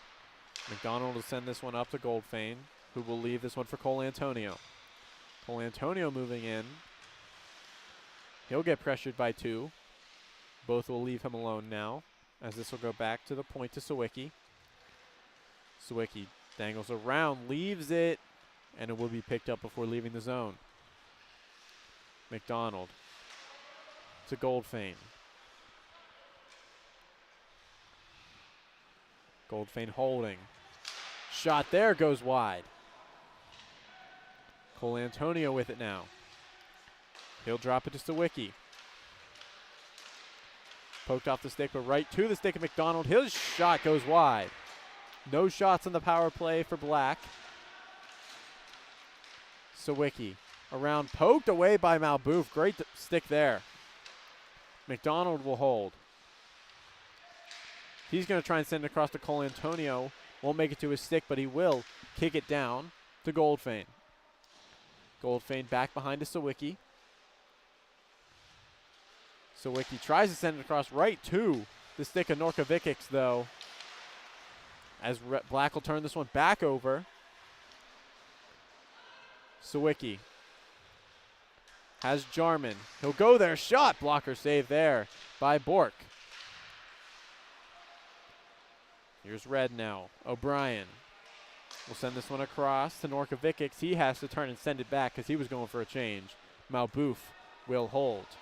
Jarman, 3 straight games with a goal in his 3 only appearances with Black since he signed as a free agent. See if he goes for 4 here today. Just out of the reach of McDonald. That could have been dangerous. Malbouf, no. He will hold, gets around the stick. He's pressuring into the zone. Sends it across, chance there, rebound, and he will score. No call, it will be Luke Malbouf, and it is 4-1 Red. First goal of the season for Luke Malbouf. And you wonder, he did make contact with the goaltender. And that's what Black's trying to argue. The referees are going to let the goal stand. But Malbouf finishing up that loose rebound. He had the whole net to work with. I'd say he is a defenseman after all, so if he would have missed it, he would have had a valid excuse. Trevino will pick this one up. Almost seems like the refs thought he was way too far out of his crease. Maybe. Weber, he'll carry into the zone. Puts on the brakes. Still holding. Into the slot. Sends it over to Tomko. Tomko switching with Humphries. Sends it down to the slot. Shot there. Save made on Weber. It's a thing Red can kill you in that area. They get in close space. They know how to make a goaltender miss. There's a lot of talent on this team, a lot of skill players, and with some really good hands. They're very hard to get the puck off of. Especially Matt Weber, I think, is one of those guys you kind of maybe drift your attention away, especially when Christian Humphries is on the ice. But he can really make you pay. He got 4 goals this season. Speaking of Matt Weber, here he is with the puck. He'll try and send it across. Jarman, though, read that like a book, and here comes Jarman. Moving in, poked away by Trevino as he will steal that one. Weber with it again. He'll send it up to Tomko. Tomko pokes that one up to Humphries. Humphries moving in between the legs. Save made there by the E-Bug. Tomko, he'll send this one back towards Weber, but it will make its way to Trevino after a bad bounce. Trevino moving in, dangles through the legs. Kicked away there by the E-Bug. Tomko tried to steal that one. It will be picked up, and now he will eventually steal it. A lot of offensive pressure there by Tomko. He'll leave that one for Kozlina. Dangles. Save made by the E-Bug. Kozlina back to Trevino. Trevino in front. Shot just goes wide. Trevino sends it down to O'Brien. O'Brien flips that one. Not far enough. Black will intercept. J.C. Humphries, though, great pressure. He'll steal this one this time. In front, shot there by Kozlina goes wide. Jarman will finally get it out of the zone, but not to a player. And offsides is Belsterling. This is, like I said earlier, this is where Red makes you pay. Even if it's not scoring goals, they're going to move that puck around. They're so shifty, it's hard to get the puck off of them. And that's not even with their top guys on the ice. Shane Kozlina was a big part of that. So was Will O'Brien. It's all of these players and the way that they play the game. The chemistry is unmatched all of a sudden for Team Red. Kozlina. He'll make its way in. Poked just wide. And now Black. Morehouse. He'll hold. Shot. Save made by Bork with the glove. That one's going to almost bounce right to Lewandowski, but instead it will bounce right to J.C. Humphries, and he's going to score. J.C. Humphries will bury that one, and it's 5-1. Just an unfortunate bounce as Lewandowski just couldn't hold on, and the speed of J.C. Humphries was too much. And that's a walk-in 5-hole goal. Not much Lewandowski could have done. That's just terrible puck luck right there. Bounce right to his stick and right over the stick of Lewandowski. As Black trying to jump their way back into this game. Mitchell will try and do it. Malbouf, though, will be the one behind his own zone. He'll flip it up. Takes a bad bounce off the glass right back to him. He's going to move this one up. Just poked away by Norkovic as he's going to steal that one. Tries to hit Humphries. Great save there in front by Cole Antonio with the glove. Malbouf will go all the way down. No icing is the call. Malbouf. He'll carry. He'll move it up to Humphries. Humphries into the zone. Still holding. He'll try and flip it to Trevino. Trevino not fast enough. As here comes Black. It's Sawicki. Sawicki tries to go to Morehouse. Great defensive play there. Humphries. He's got Weber with him. Humphries will not go to Weber. It will be cleared out. Morehouse had to go back on side, unable to reach. Bork will be the one to get there. What's Bork going to do with it? He's going to spin around with it, give it to Weber. Weber still with it. Makes its way through every black player eventually. Gets its way to the stick of Sawicki. Sawicki waits. Shot off the crossbar. Humphreys now with 20 seconds. He's going to flip it all the way down. Tomko out of reach. As can Weber. He'll send it across. Now Kozlina has it with just 5 to go. To Tomko. Tomko across. Trevino. Can he get the shot off? He will, but a save made by the E-Bug. As we end the first half 5-1 in favor of Red. I really thought Dylan Bork was going to take that the distance, pulling off a show for his father. Put a goal up on the Go 44 against Attendee. That's one way to get your name recognized, huh? Definitely, as we do look like a Red player just left the ice. We will have to see how that is after this quick intermission. We will be back in about a minute and 40 seconds.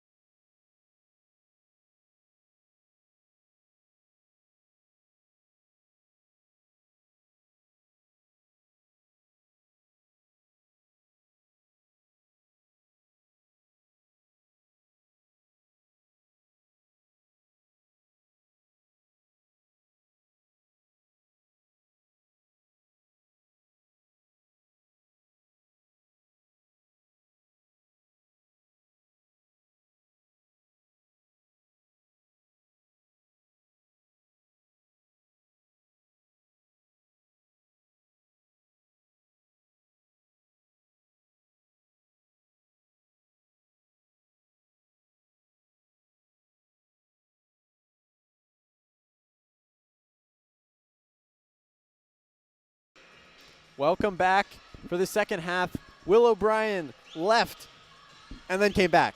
That's good to hear. Red does not need a depleted bench right now either. Moving in is Tomko right off the draw, catching Black off guard, unable to do so. Definitely didn't want O'Brien to join. And that one will go in just as I was talking. I believe that is Kozlina, as it is 6-1. As I was saying, we didn't want O'Brien to join our friend Shooter Tutor on IR. No more injuries. We had enough trauma on game one with that. But Kozlina, 2 goals in his Red debut. I think Red GMs, JC and Christian Humphreys, I think, are very happy with their return right now. Definitely wanted to make a push for playoffs. Is moving in. Black will hold. Sent across. Shot there. Save made by Bork. Rebound covered once again. Red making a push. If they win this game, they will play none other than Black next week. Yeah, like I said earlier on, will be a rematch of last year's conference championship. So that'd be very fun to see. We saw the blue helmets, a little jousting there, Kozlina and Hickson. Red will win this one back. Malbouf sends it up to Humphreys. Christian Humphreys, he'll carry. Puts on the brakes, makes a man miss. It was Goldfein and a shot, and he's going to score. Christian Humphreys making Black look silly. The patience from Humphreys, the space that they gave him, and a wide open net.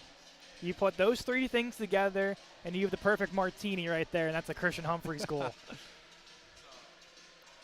As Red has kind of been running all over Black the last at least half of the second, or half of the first and the beginning of the second. Yeah, as Black 3-game win streak here for Black, remember, as well. Yeah.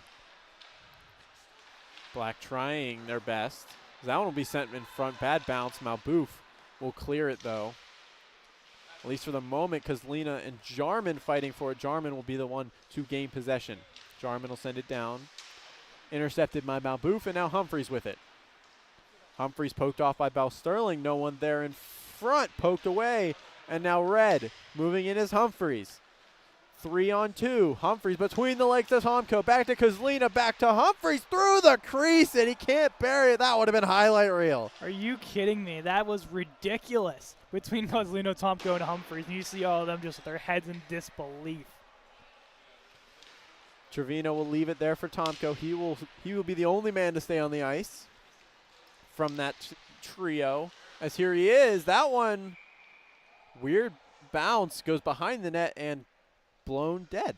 I just think the referee lost it. I'm not sure. I did too, so. Yeah, I think the goaltender maybe had it for a moment, and then all of a sudden you see Cole Antonio with it, and he's like, oh, I have the puck, guys. Like, why are we blowing the whistle? Face-off win again for Red. Weber around, just goes wide. J.C. Humphries will be the first one to it.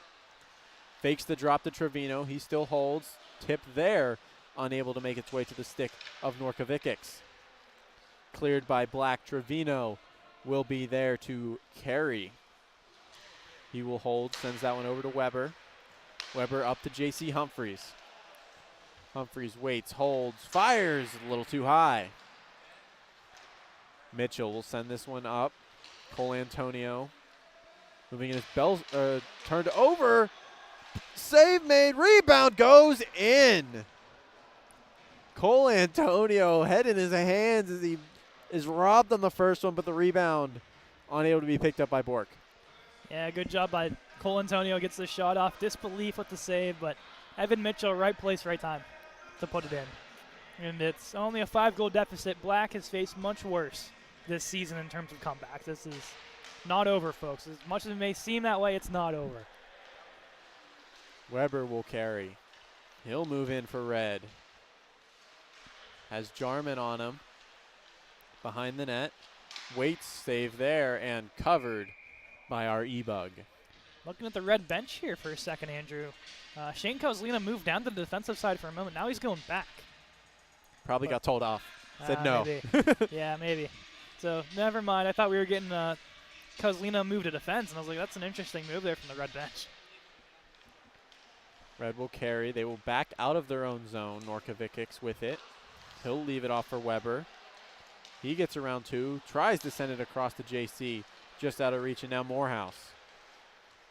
Has Malbouf on him. Sends it to Jarman instead. Shot there. Blocked in front. Malbouf. He'll send this one up to Norkovikics. He will try and pass it across. Intercepted, though, by Mitchell. Lewandowski with it. He'll flip it up to Morehouse. Morehouse sends it down to Mitchell. Mitchell to Lewandowski. Lewandowski poked away there by Humphries. And now Red with a 3-on-2. Humphries tries to get it over to Kozlina, unable to do so, but he will pick up his own rebound. Sends it up. Shot there by Norkovikics. Or by O'Brien, my mistake. Morehouse will pick it up behind his own net. Red will back off, give him some space. Yeah, they're just trying to catch their breath. They want to stay out here as long as possible. McDonald holding. Waiting. Shot. And that one's going to go in. Beats Bork with patience. And it's 7-3. Like I said, game's not over. Team Black is notorious for second-half comebacks. And one by one, they'll chisel away. It's down to 4.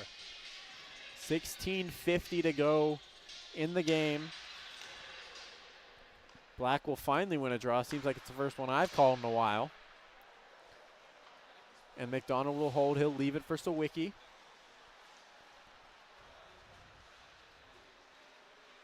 Sawicki waiting. He'll send it up to McDonald just past his stick. He will get the bounce off the boards, though. He will move in just through the crease.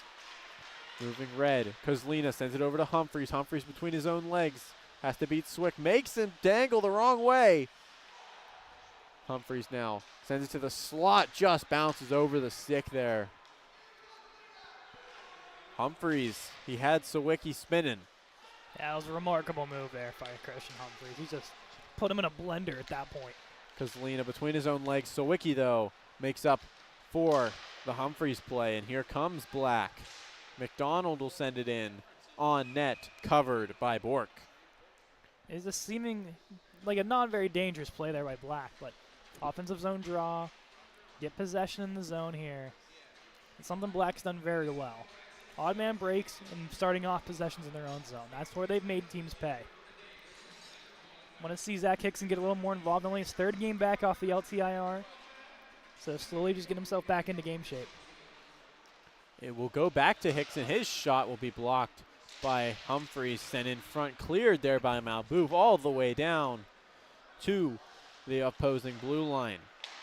This will be picked up here by Kroc. He'll send it up. Hickson's pass there is intercepted. Tomko tried to swing at it and misses. Black will carry it back in. It's Goldfein.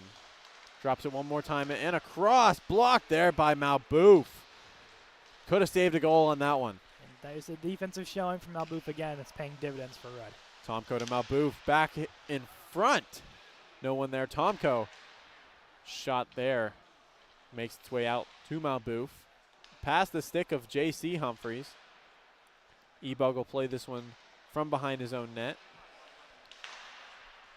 Kroc will send this one up. Goldfein tries to beat Malbouf. Can't do so yet as he will circle back to the point. Cole Antonio holding, waiting. Shot just goes wide. Tomko. He'll try and flip this one up. It will be an icing.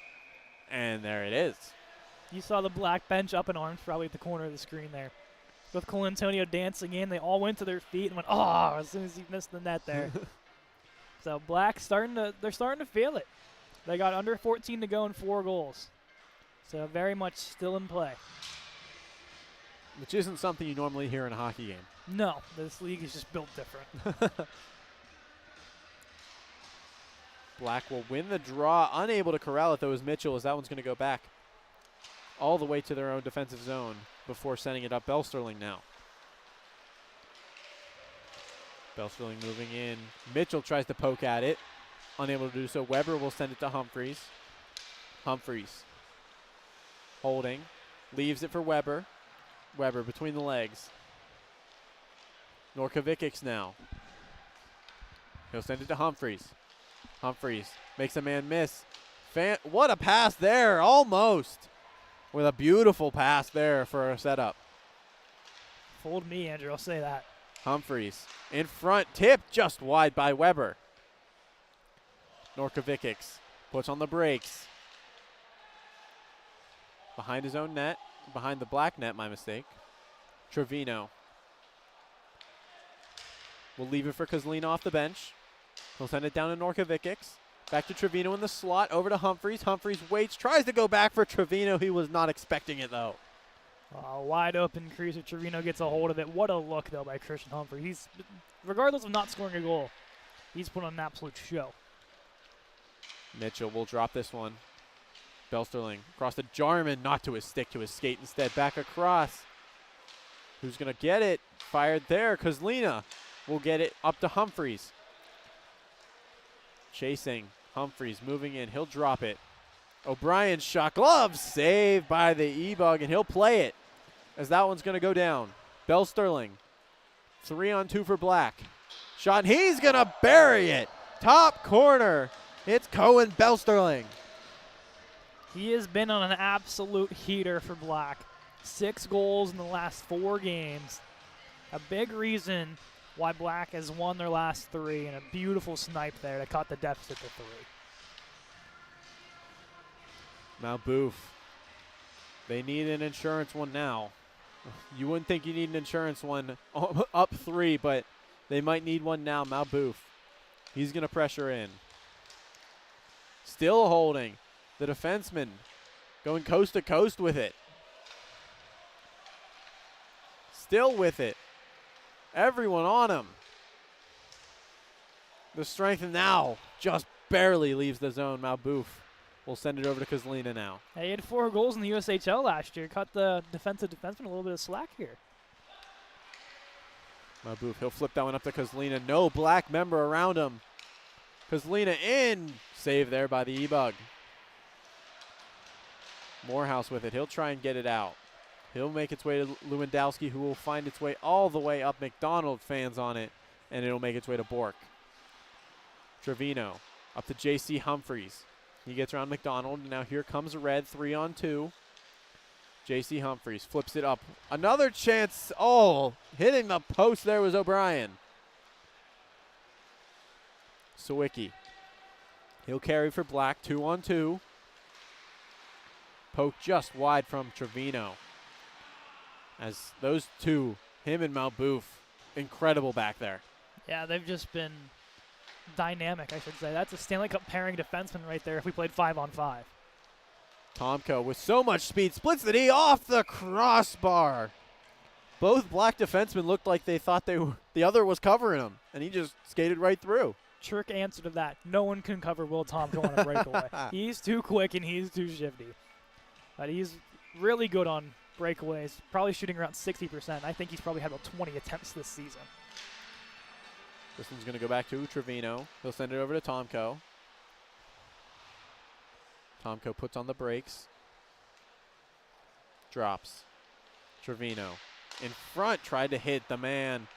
Tomko unwilling. It'll make its way back to Tomko, who will flip this one up Weber. Weber moving in, flips it just wide. Goldfein. He'll try and send this one up just out of reach, and Trevino will put it on, but turned over to Black. Croc. He'll hold, intercepted though, as here comes Norkovikics for Red. He'll hold, wait, fires, toe save there by the E-Bug.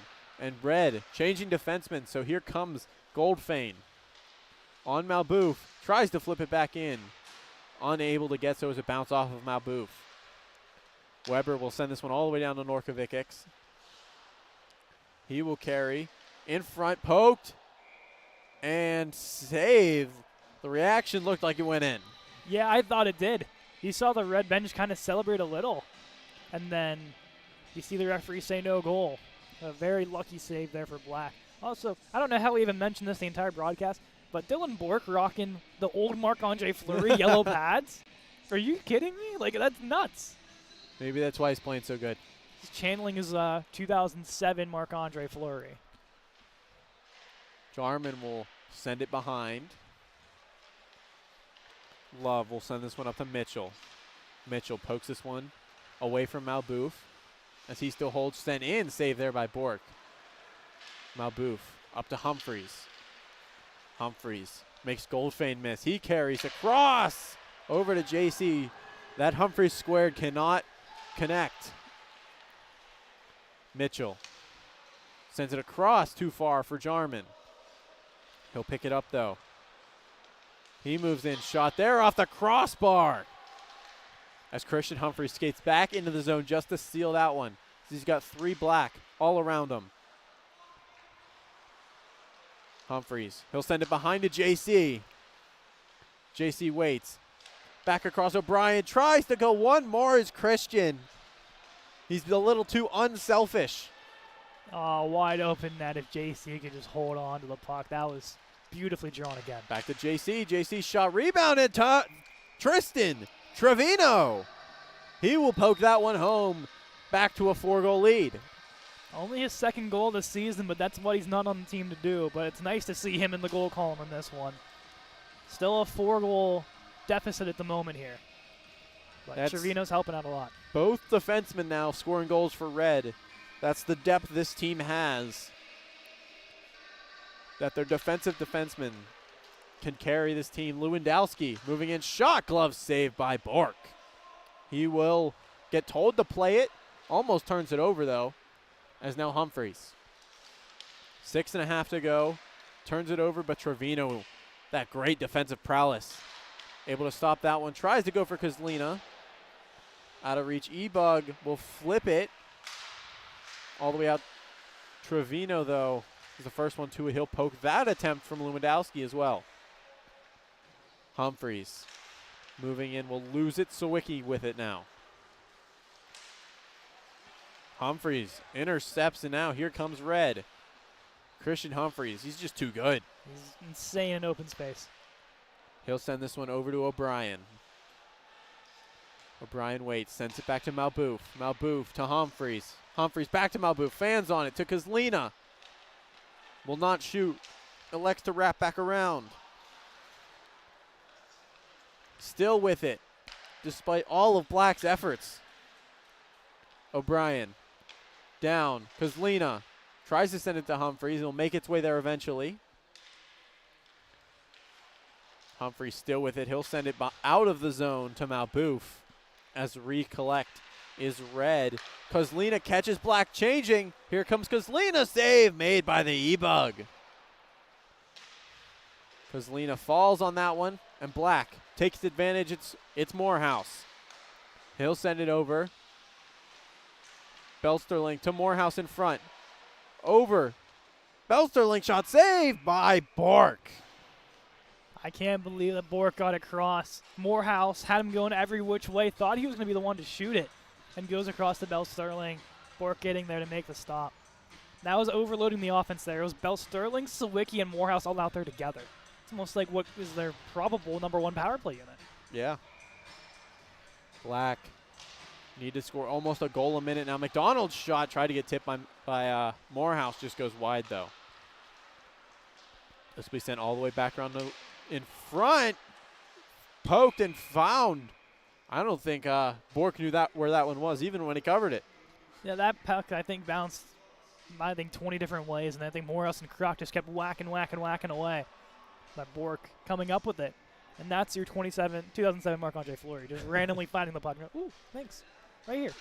As we hit the point where Black needs to score a goal a minute if they want to come back in this game. Not impossible. Weber will carry, looking to make those odds worse. Won't be able to get the full wraparound as he's just going to wrap it around the zone.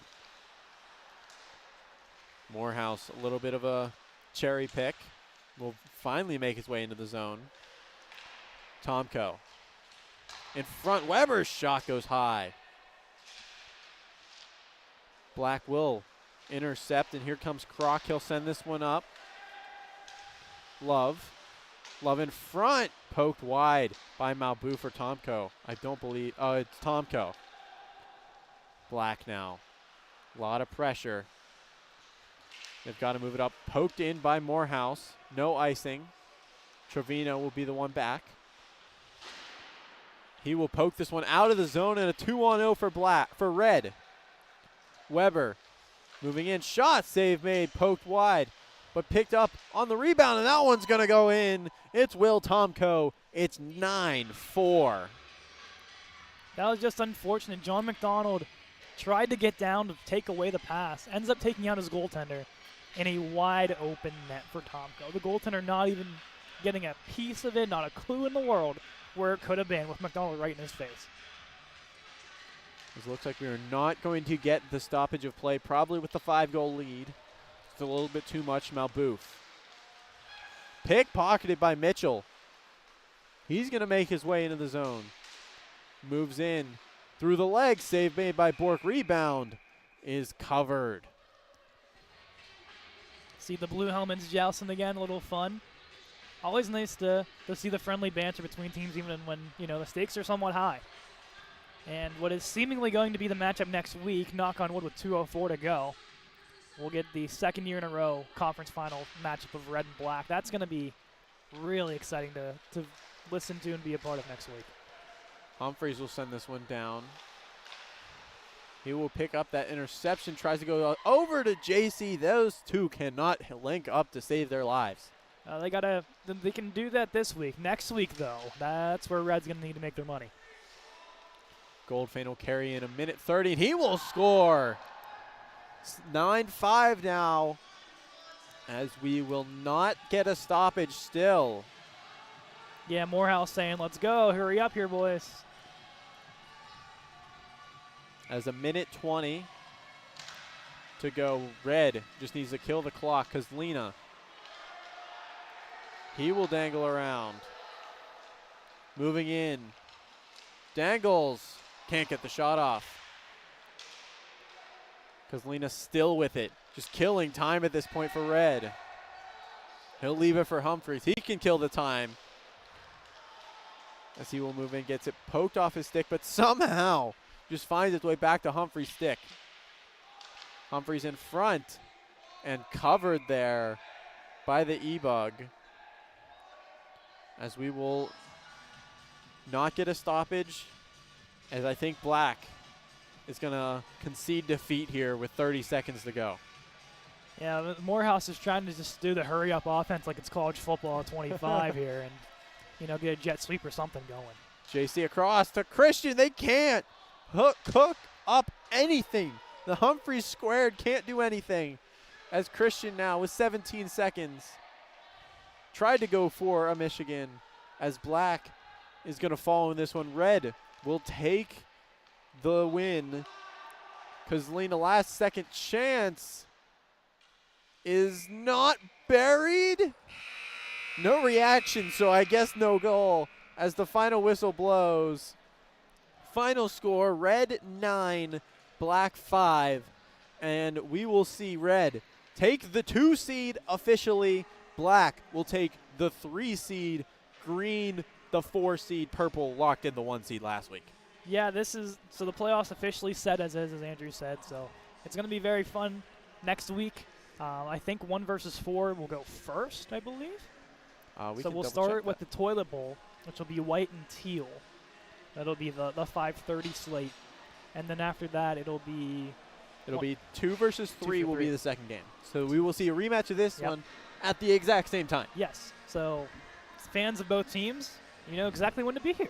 And then, of course, if you're a fan of green and purple, if you're a purple fan, you get that 2 weeks in a row. You're the last game of the day. Yes.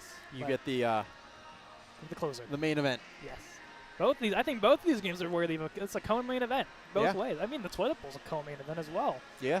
So the last games we'll see of white and teal next week for sure, but we have to see teal one more time. They're coming up next. That's Billy and Evans' call as they take on purple. That's the 1 versus the 6. I know it's meaningless, but it's the 1 versus 6. Will the underdog prevail? Will Logan Coley show up? Will the Penn State players be here? I'm trying to make this more fun than it's supposed to be. Teal and purple, they're coming up. Will there be more than 5 penalties? Probably. Oh, we will have to see in exactly 20-ish minutes. We'll be back.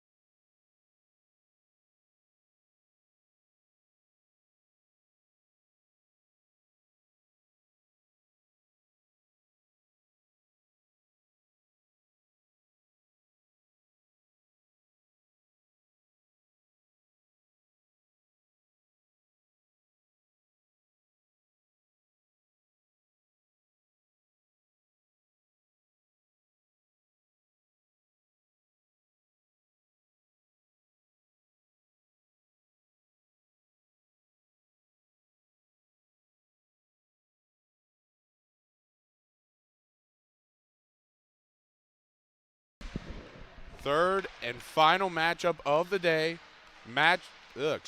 Final matchup of the regular season. You know, Evan, let me introduce ourselves first. I'm Billy Depew. To my left is Evan Smith. Evan, this game could have meant the world to the GOAT 4v4 League. And now we are stuck with, well, the best team in the league versus the worst team in the league. Yeah, sometimes you wish you could open up that Doctor Strange portal to the other multiverses. Yeah. Instead, though, we basically just got 46 minutes of hopefully fun, but And I'm gonna give this game a nickname, the irony game. That's what I'm gonna give this game. When you take a look at the Teals roster at the beginning of the year, you thought, oh man, they got Logan Coley, they got LJ Mooney. This is a team that might win every game this year. And then you look at Purple, who did not win a game the entire year last year, not a single game. They are now the 1 seed heading into the playoffs, and they have locked that in as well. yeah, the irony, Purple's trying to do what the Utah Hockey Club's trying to do. Successfully, though, Logan Coley sits on the other team, sitting most weeks, including this week. I don't know why I'm questioning it. He's clearly not here, but I do appreciate Caden and Evan really trying to hype up this game before, and I'm not going to act like this is a slouchy matchup. Again, this Teal team has shown at times they are a very good hockey team that should have ultimately made the playoffs, but to no avail. Go ahead. today they're playing for pride more than anything, especially after Purple gave Teal the #1 overall pick in the draft last year, and they end up going back to a spot where they're going to end up with that #1 pick again. While we're waiting for these guys to clean up, let's take a look at the goalie matchup for tonight. We'll start with Teal's Carson Fry in net. Evan, 2 games, let up 7 in both of them. You know what? Those are not really that bad of numbers, all things considered. Yeah, up until this week, he was considered probably the best goaltender. Those last 2 games we saw today, though, good goaltending on both sides, including the 5 minutes without a goaltender. Only gave up 3 goals. The shooter tutor. I heard he pulled his hamstring. He's on the IR. We will not see him for the rest of the year. Purple wins the faceoff. In net for Purple is Chase Hale. 4-1 on the year. Obviously, the success of Purple. He's been in net for most, if not all of those games, letting up around 8 goals a game. Teal's going to go on the other way, 2-on-1. Pass their shot, saved. Played in the corner by Whitehead. Whitehead loses it. Probably the newest acquisition to this Teal squad. He loses it.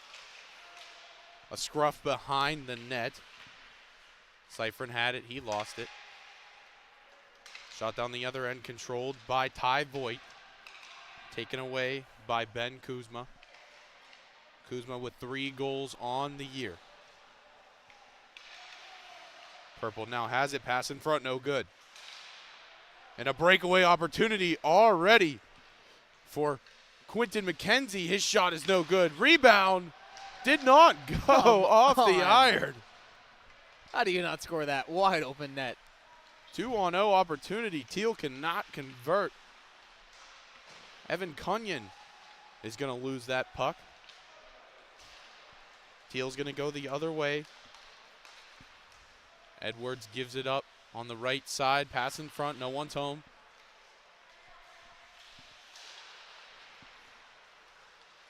Pass down, and a one-timer opportunity is good. The pass from Jack Edwards over to, I believe, Evan, that was that number 8, LJ Mooney? Or no, excuse me. Is LJ even here? I don't believe he is. LJ Mooney. Dane Ramirez. Yes, Dane Ramirez. I did not even realize that Teal's best player, LJ Mooney, is not even present tonight. It's Teal. We shocked? I mean, where we're at right now, not really. Just getting underway here. 20:40 to go. Wrister there, no good.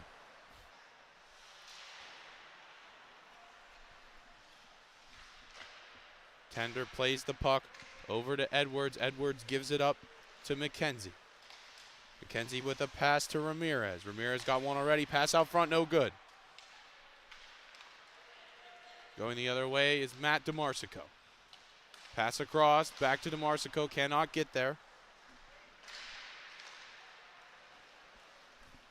Taken in by Edwards. Edwards with the pass, denied. Going the other way is Shimizi. Dom Shimizi with the puck. Wrist shot there, no good, saved by Fry. Bianchin's pass, given right back. Pass behind the bag, no good. And Carson Fry will freeze that one. Well, as we mentioned, Evan, again, we had a really crazy scenario last game that wouldn't have affected either of these teams.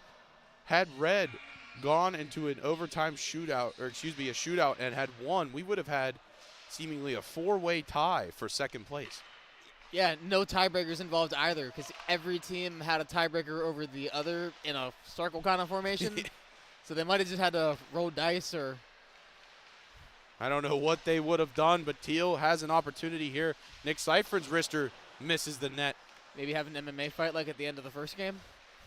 Yeah, a little bit of a brawl, a little bit of nastiness at the end of that game. Puck controlled in and good. Great control there from Ty Voigt, his 5th of the year, and Purple's on the board. Boy, we've been saying his name a lot in the last few weeks especially. He's been stepping his game up at the right time, even though Purple doesn't quite need any extra help. Game is all even. Both number 9s from both clubs have scored. Puck controlled in by Voigt again. Voigt gets put on his rear end. And oh, we got a scrap. Do we have a scrap? I can't tell with this league. These guys are, oh man, it looks like they're going to go, but then they all just laugh at each other. Thought we summoned it for a second.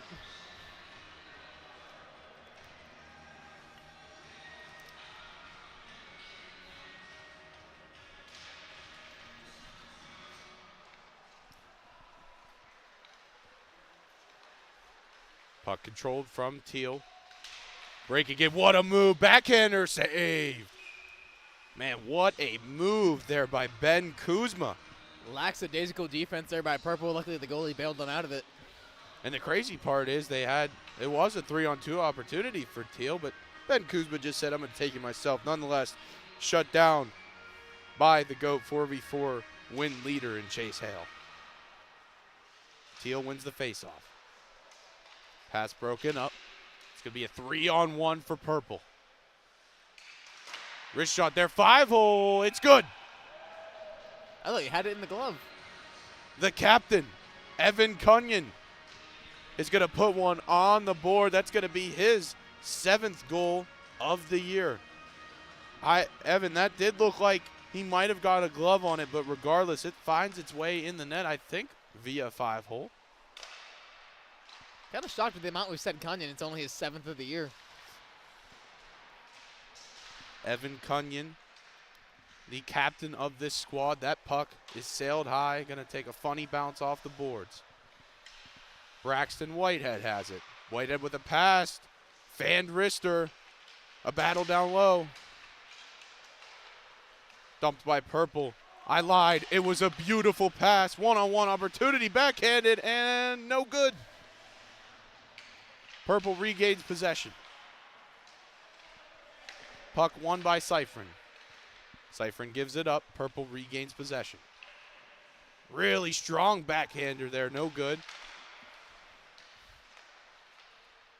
Unorthodox take there from Evan Cunyon. Again, Evan Cunyon's name being mentioned again. Seen a couple breakaways so far in this game where they don't end up scoring because they forget the pass button exists. A couple 3-on-2s, 2-on-0s. That was a 2-on-0 opportunity. I don't even know if Cunyon knew he had a running mate with him there. Great control there from McKenzie. Given up. Deflected up into the net. We'll take a face-off down there. 15:30 left to go in this first half. Purple up 2-1. But as you mentioned, Evan, Purple probably could have put a few more goals up had they just, passed the puck. Yeah, a bit of a selfish game going on, maybe with no stakes, a lot of just patch setting. Stat padding. I couldn't tell if you said that as a joke or not. I wasn't going to say anything, but then you laughed. It took me a second to realize. Pass there, gets through, no good, saved. Oh my gosh. No one had a clue where that puck was but Quinn McKenzie. He's got it down low.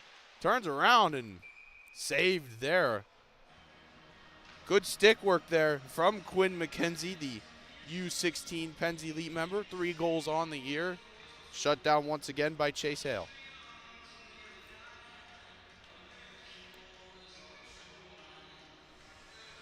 Both teams have done really good in the possession battle thus far. Purple, despite having a few more opportunities, less converted, they are up 2-1. Here's another opportunity here.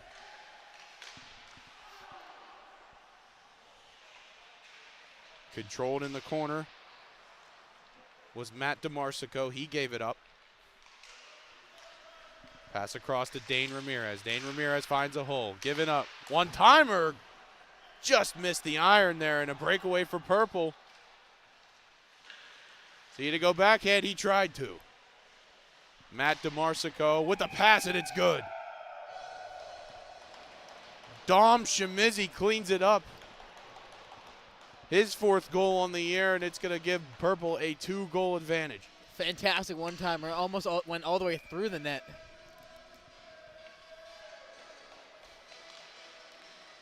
Face-off won by Teal, given up to Jack Edwards. Edwards with 6 goals on the year. McKenzie has it in the corner. Gives it up. Pass down low to Ty Voigt. Shimizi with the puck. Taken in by Matt DeMarsico. One-timer, no good.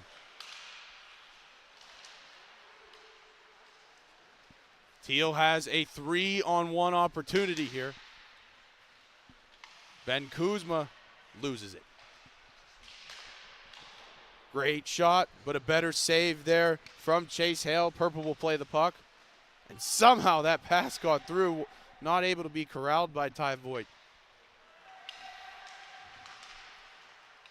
Teal had an opportunity there. I think he was just trying not to go off sides, and Hale with a little bit of lackadaisical play, for lack of a better word. My weekly Tristan Jarry reference.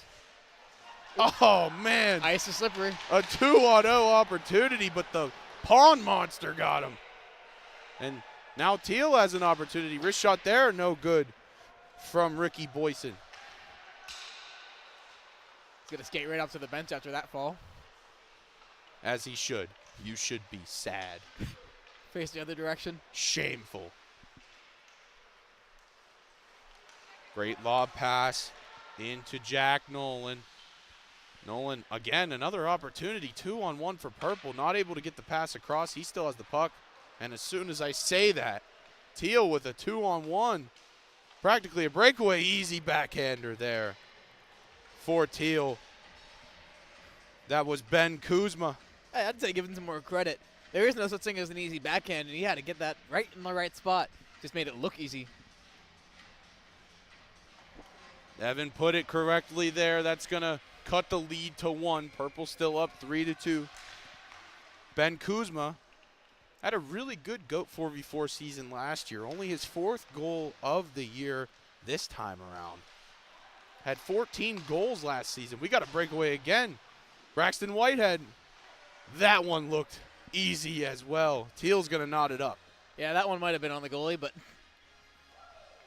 nonetheless. Braxton Whitehead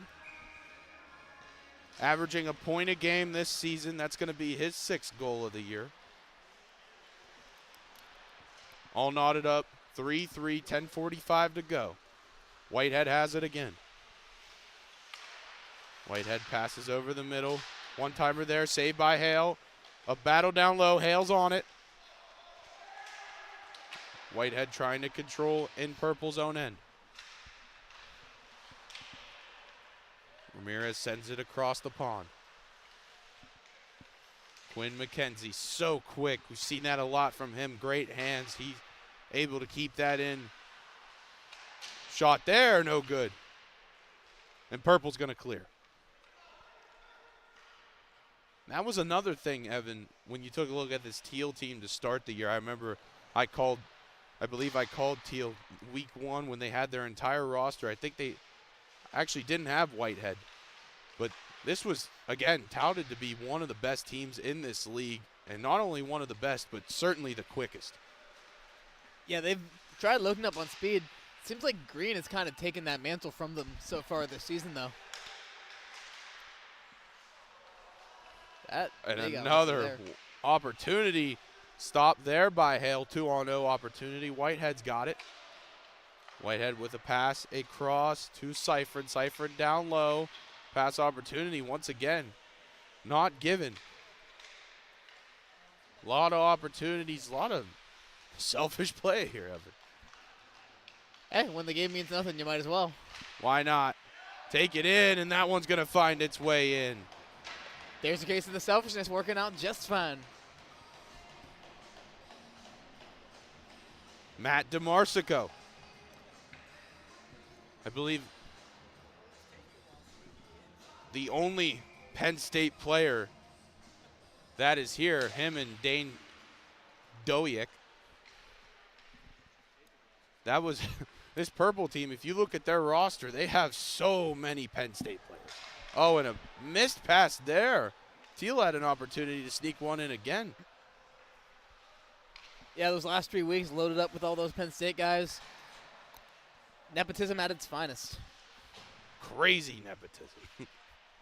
A battle down by the blue line. Puck won by Boyson. And that's going to lead for an opportunity. Hale comes way out of his net. Oh, and I don't even think Dane Ramirez knew that puck passed him. He still gets control of it. Pass in front, no good. Teal doing a really good job controlling the, oh my gosh, these commentator curses, man, every time. They get it back. Small building, they might just be hearing us. Wrister opportunity there, no good, and a rebound, backhanded goal there for Dane Ramirez. And Chase Hale just can't stop the backhand today. I'm pretty sure all but one goal so far has come off of it.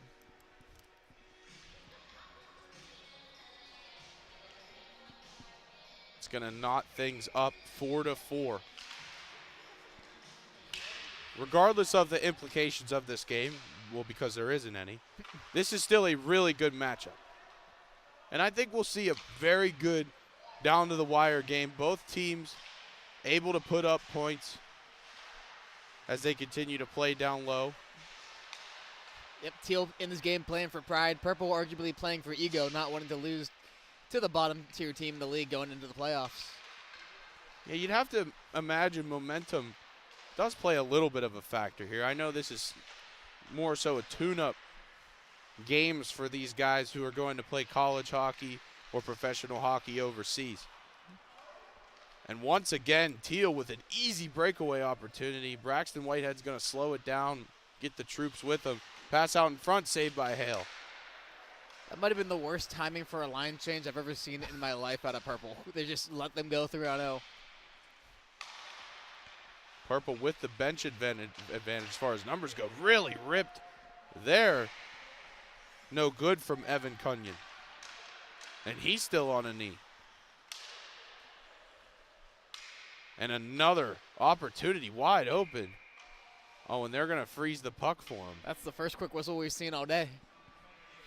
You don't see that very often. In fact, whistles are almost swallowed as far as when freezing the puck goes. A lot of these goalies just play the puck out so they can get an opportunity going. That's what you can do when you got one less guy on the ice. We've seen some goalies today hold it for felt like 10 seconds. Still no whistle.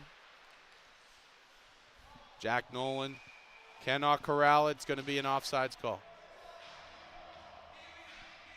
5:35 left to go. We're still all knotted up. I feel like I've been getting hit with the commentator's curse like crazy. I swear to God, dude, everything I've said so far, the polar opposite has happened. Oh, Purple's doing a really good Teal's doing a really good job controlling. They turn it over.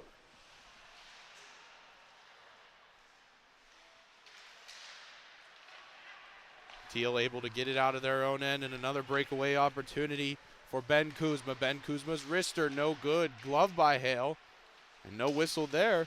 He's going to play it. Was that a good idea? Probably not. That puck is going to sail out of play.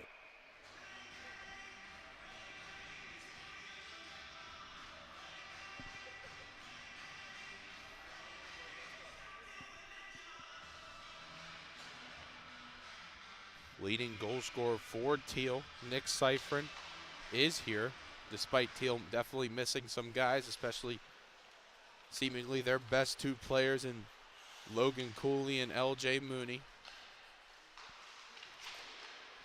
We saw situations last year where Teal arguably played better in the games when Mooney and Cooley weren't there, just being able to work as a team, where this year, not at all. Breakaway opportunity. Lost the puck there.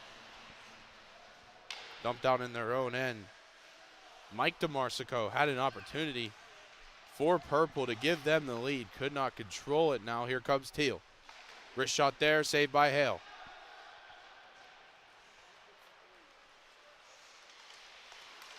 Puck controlled by Teal.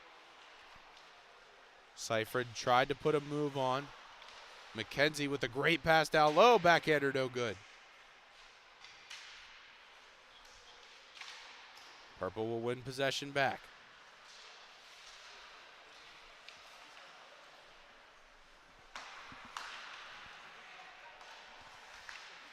Teal's got to go in their other way. Purple wins it right back. Playing it down low is Cole Bianchin. Plays it off to the right side. Wrist shot, no good for Shimizi. Puck cleared. It's going to be an icing. A little over 3 minutes left to go in this first half. Both teams, as I've probably said 45 times so far, both teams have had their opportunities. Those opportunities, Evan, I feel like could have led to quite a few more goals than we've seen so far. Yeah, especially on Teal's end. It seems that they're getting a breakaway a minute. Great pass there, and it's good. The pass from Nick Seifrin down to Quinn McKenzie, his first of the night. Can we count that one as an announcer's jinx? They haven't been able to get their breakaways, and then like that. I hate this job. I'm kidding. No icing called. Whitehead leaves it for McKenzie. He's not able to corral it. Puck played up for the captain, Evan Cunyon. Captain Cunyon, we'll call him. He leaves one out front. Purple's not able to corral it. Played by Shimizi. Shimizi with great control there. Pass down low to Dane Doyek. Pass up top to Mike DeMarsico. His shot no good. Played behind the net. Is he going to do it? Oh, man. I thought we were going to see a Mishi, Evan. He teased it. He wanted to do it, and now Teal's got an opportunity to put another one up on the board. Great pass down low. Nobody's home. Purple's going to clear it.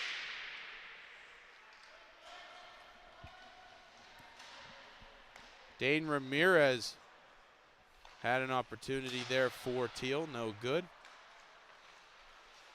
Going the other way is Jack Edwards. He leaves it for Seifert. Pass down low, backhander, and man, Chase Hale lost that one. Had no idea that Jack Edwards had that puck there. Yet another backhander. Doesn't seem like this Purple team is ramped up or feeling any pressure, as they shouldn't really. They, as we mentioned before, they have locked down that first team, or excuse me, that first seed. That was left up for grabs, no good.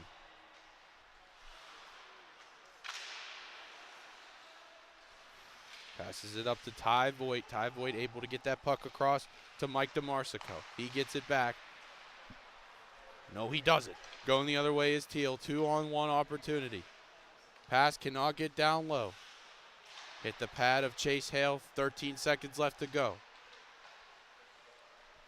Voigt's going to dump that puck, and that looks to be the end of this first half. Clock winds down, and that's all we're going to get. 6-4 Teal going into halftime. Evan, again, I feel like this game could be a lot more high scoring than it is right now. Yep, Teal's been in control, getting seemingly countless breakaways. And you got to think the second half, the message is going to be keep getting those and try to do more with them. Give these guys a quick breather. We'll be back in about a minute or so.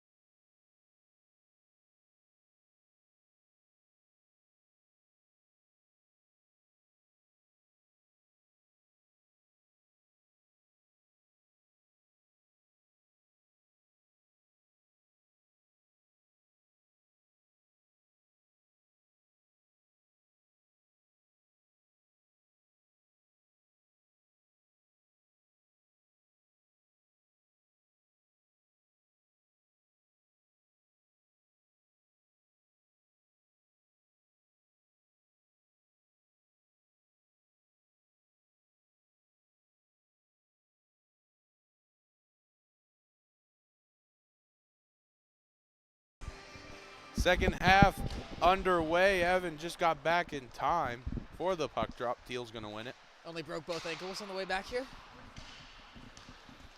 Teal with a quick opportunity here right out to get it. It's an easy goal there for Quinn McKenzie. That's his second of the night. Again with the backhands. Chase Hales, it looks like he's just not thinking about it. I don't know who the 4 seed is and who is going to end up playing this purple squad, but you'd have to imagine that there's a little bit of writing material there, maybe on the backhand. There's a shot there, and Teal really trying to light up the scoreboard here in their last game. One-timer there for Nick Seifert, his first of the night. Trying to prove a point, they're not as bad as everybody says they are, including us for the last 20 minutes. Evan, I'm not sure if their talent ever was in question. I just think this team, just in general, did underperform this season. I think the expectations were set really high just because of the star power that you had, and then you picked up Whitehead. Backhander there, no good. It always seems like the issue for Teal has been playing as a team, which we've seen a couple of one-time goals today, working on that.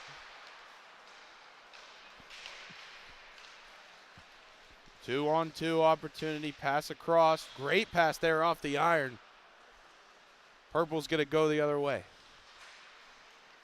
Pass out front cannot get to DeMarsico. Controlled by Jack Edwards.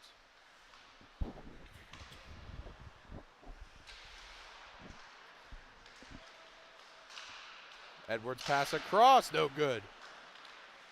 Oh, what a move, and cannot finish.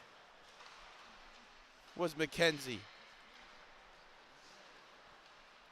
Is that another backhander there? Looked like it. Man.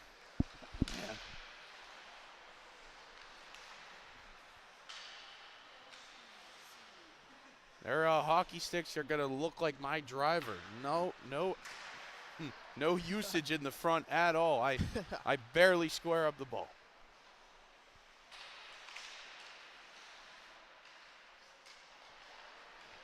Going the other way is McKenzie. His pass across, left behind for Edwards. Attempt there, stopped by Hale. Boyson has it. Boyson with only 2 goals on the year. Pass out front, popped right in front of Hale. Ricky Boyson has it again. He leaves it behind for Kuzma. Kuzma Gets a little tripped up, and he's going to lose it out. Breakaway opportunity for Purple. Tried with the 5-holer, and no good. I think he shuffled it with it there a little bit.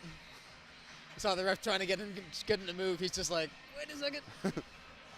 Matt DeMarsico tried to go 5-hole on Carson Fry. No replay review here to see whether or not that puck crossed that red line. Regardless, Teal has an opportunity here. Wrist shot there is good. Great shot there from Ben Kuzma.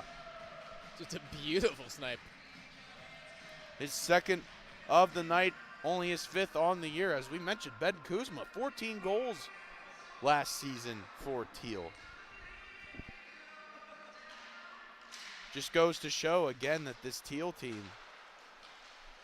certainly could be playing better than they had this season. Almost like you're seeing the potential of this Teal team even without their 2 best players on the ice. Everything works out better when there's no pressure behind it. Whitehead's pass. Left behind, wrist shot there from Boyson, no good. 2-on-1 opportunity, and it's good. Shot there from Dom Shimizi, his first of the night, and it's going to cut the deficit to 4.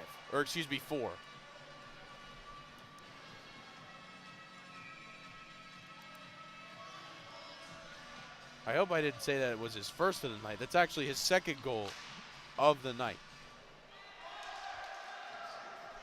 Purple won the face-off, but they give it up to Teal. Seifert's pass across, clips the iron. 2-on-2 break here, controlled. Down low, and no good once again. Evan Cunyon looking a little frustrated. Another save there, another close one for Carson Fry.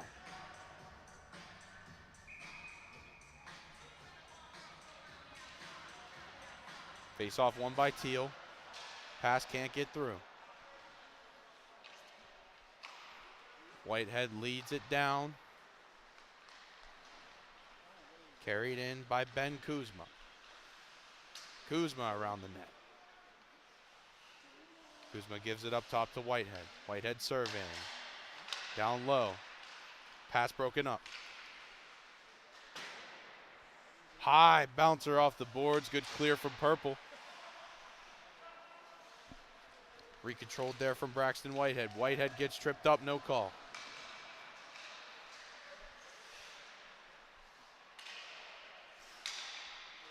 Whitehead gets it once again.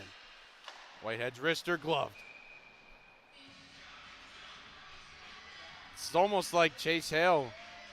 If it's on the front of the twig, don't worry about it, guys. I got it. Everything else, seemingly every goal besides that last wrister there from, I believe that was Ben Kuzma, has been off of the backhand. Besides one extra one-timer that there's really nothing Hale can do about. Puck played down low, and it's going to find its way in the net. Would you believe that was the backhander? No. Or why did I say no? Of course I would believe it was a backhander. Ricky Boyson on the backhand. His first of the night. Boyson playing for Trinity. Had 24 points last year for them. Only his 3rd goal of the year for Teal.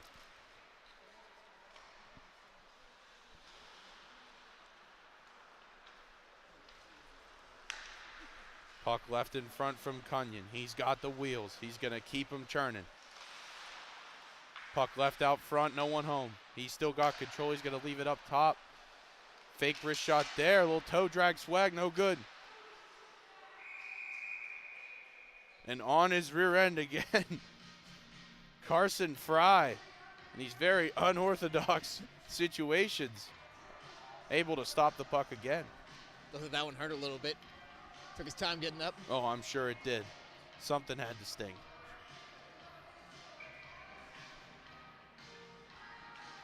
Zooming through this second half here, Teal with 15 to go with a 5-goal lead up to number 1 Purple.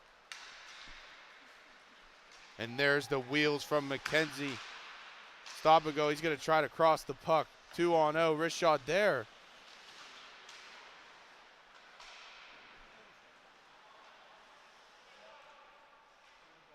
Evan, the captain, Cunyon, seems really upset with things right now. You can tell he's actually a bit frustrated coming off the ice there. Yeah, I guess he kind of sees his team kind of being a bit lackadaisical. He says it looks in his mind like every game is supposed to be in the biggest one. Not a bad approach to have at all. I don't think anybody would have a problem with that. Pass out front, no good. Ty Voigt waiting for the puck. He can't get it in front of the net. Now Teal's got a 3-on-1 opportunity. Pass across it, it's just behind. Cunyon has not sat down on that bench since he reached it. They're hockey players. I guarantee they trash talk Teal as the slowest team. Evan Cunyon out of Sudbury, 48 points on 23 goals last year for them. That attitude's probably why he's the captain. Got 7 on the year. Wrist shot opportunity, save from Hale. Pass down in front, wrong jersey color.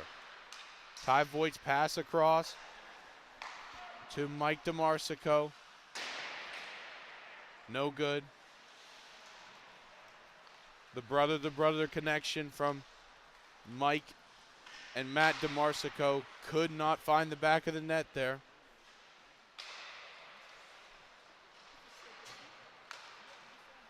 Puck played in by Mario Smith. Been relatively quiet tonight. I don't believe I've said that name yet. Wrister no good from Voigt. DeMarsico has it. And now Teal's got another opportunity down on the other end. Dane Ramirez whiffs. Ramirez's pass across to McKenzie. Back to Ramirez. Ramirez. I swear that. That didn't go in the back. Get the cameras out. What just happened? I thought for sure also as well that did go in the back of the net. Oh, there's a signature chant. I'm blind, I'm deaf, I want to be a ref. Maybe it's one of those kind of deals. Oh, come on. These guys. Come on. Boo. Boo, Evan. Boo. I don't like them either. Poor Zebras. 2-on-0 opportunity. One-timer there. No good from number 33, who we have no idea who he is. 2-on-1 opportunity going the other way for Teal. Wrister there. A little bit off from Ben Kuzma. Puck controlled by Cyphrin on the blue line. He's going to leave it for Edwards. Whitehead somehow ballerina dances his way to get the puck back. One-timer there for Ben Kuzma. No good. Cyphrin with the puck. Another guy who's got some speed and could really turn it up on the boards. Whitehead's pass across to Kuzma. Now Kuzma's got it. Ben Kuzma cannot find the puck. Number 33. He's going to dump it down to Mario Smith. Mario Smith's pass just a tad late for Jack Nolan. Really tough wrister there from Dom Shimizi. Gets blocked. I'd get out of the way of that thing. I don't care how many layers of pads I got on. Almost went right through him. Shimizi with control. Great control on the boards by Shimizi. Shimizi has a wrister saved by Fry. Going down the other way is Ben Kuzma. He loses it, tries to get it back. And I believe we're getting a penalty there. I think we are. No need for that kind of aggression in the GOAT League. No room for it. Disgraceful act by Randy Moss. Good call there. Ben Kuzma hits the box for a 1-minute power play. And they already started the clock for it. Okay. Are they going to reset that? They'll probably just wait 3 seconds. Showing 57 on that clock. Face off won by Purple. 1-man advantage for Purple. Good move by DeMarsico. Not able to control it. And what a block there by Ty Voigt. Full goalie mode. DeMarsico has it. Pass across to Voigt. Back out to Cunyon. DeMarsico to Voigt. Voigt's wrister no good. Puck cleared by Teal. Race for it down on the other end with Whitehead. He's not able to win that battle. 15 seconds left to go for the 1-man advantage. DeMarsico's pass down, no good. Teal looking to go the other way despite Kuzma getting out here in about 5 seconds. Pass out front, one-on-one, tries to go between the legs, no good. Nick Seifert trying to show off the theatrics there. Slap shot, no good. McKenzie controls. Out in front. Oh, and he's going to whiff. Nick Seifert had a backhanded opportunity, shocker, and was not able to convert. Cunyon tried to go 5-hole, no good.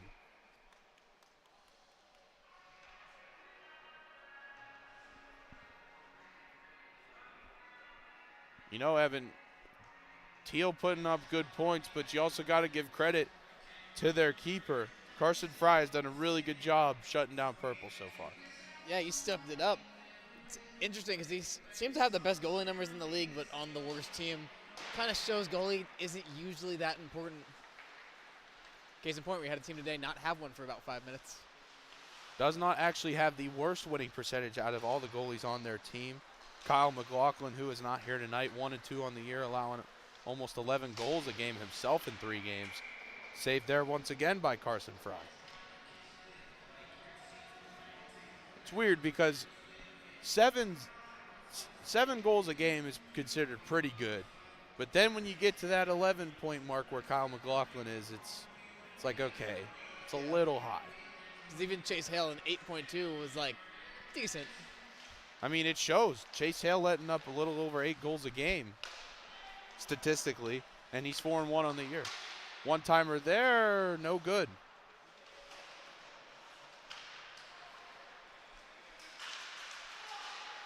Battle down on the boards. Number 33 breaks it up, going the other way is Jack Nolan. Jack Nolan still has it. Nolan's going to the net, trying to sneak it left side, no good. Number 33 has it.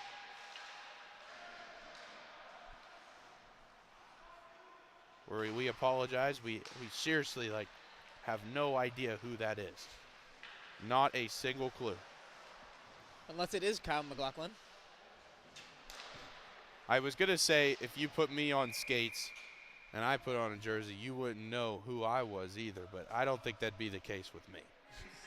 I think you would know if I was out there on skates. I think you would know, like, oh, there's Bill. You know I'd be out on the skates because I'd be so tiny compared to everybody else. And a penalty was called. It's going to be on number 7, Quinn McKenzie.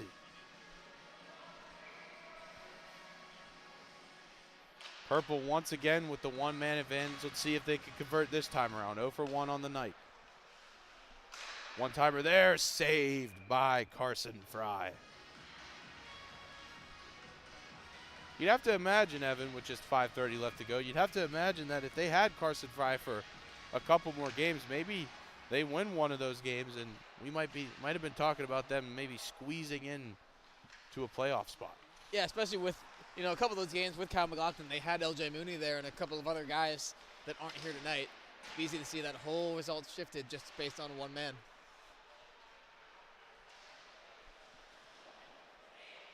Tried to dump it down. Blocked by his own teammate. Nonetheless, Jack Nolan still has it. Pass across, no good. Pass off the boards, and it was a beauty. Dane Ramirez with an opportunity, tried to leave it on the left side of Chase Hale, no good. Fantastic defensive play there by Dom Schmizzy. Voigt's pass across. Cunyon has it. Penalty play over, and oh my gosh, the Lagoon got him again, and look at that opportunity right out of the gate for McKenzie. And you gotta be kidding me.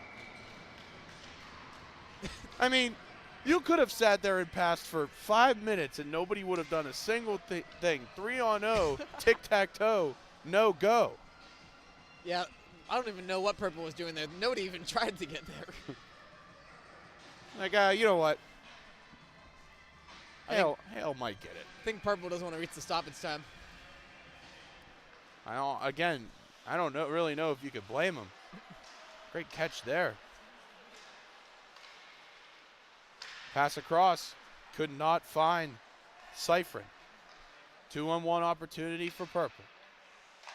Wrister there from Mike DeMarsico, the captain, no good. Or co-captain. I have 2 C's on my roster here. How did I not notice that? It's not even an A, Evan. It's a co-captain, I guess.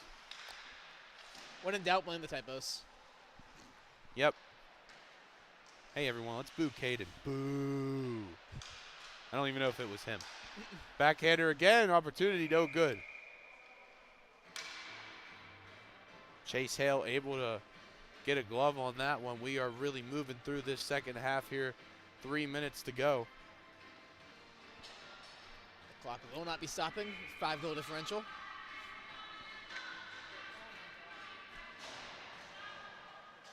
And you have to imagine if this game had everything else panned out the way of you and I would have wanted it to go. Saved there by Hale. What that would have looked like maybe if these guys were going 100%. Yeah, and that's an area you got to think Purple would probably be playing on a much higher level like we've seen most of this season and not doing that. Opportunity there shut down by Carson Fry. Once again, that was another one that Purple could have converted. Seems like Teal noticed the backhand trend, and now they're trying to force it, not getting the best shots off with it. Seemingly been their, I almost want to say they've taken more backhanded shots than forehanded. Wrister there misses the net, and it's going to go out of play with 1:55 left to go.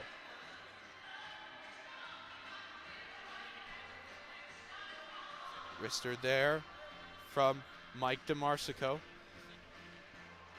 I don't believe he's playing professionally, collegiately anywhere. Unlike his brother, Matt DeMarsico, who is playing for Penn State, 26 points on the year last year, 7 goals.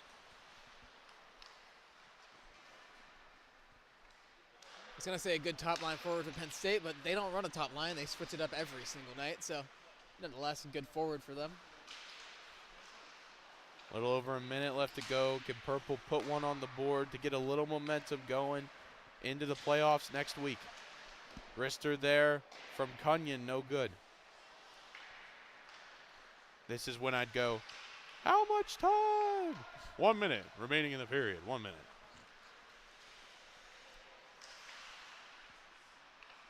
As I mentioned, Purple maybe trying to get one more just to get a little momentum going before they head for their postseason next week as the #1 seed. Can Teal get one more? Whitehead gives it up. Wrister there. Could not find the net, was Ben Kuzma. 30 seconds left to go. And it's a one-on-one opportunity. Still can't find the net. Did he really try to find the net there? I don't know. Kind of looked a little upset after he shot it too, but let's see if they could get this one here. Try to go 5-hole there. No good. 10 seconds left to go. This will be Teal's last game before I believe they play the Toilet Bowl next week, right, Evan? I believe so. And so it ends.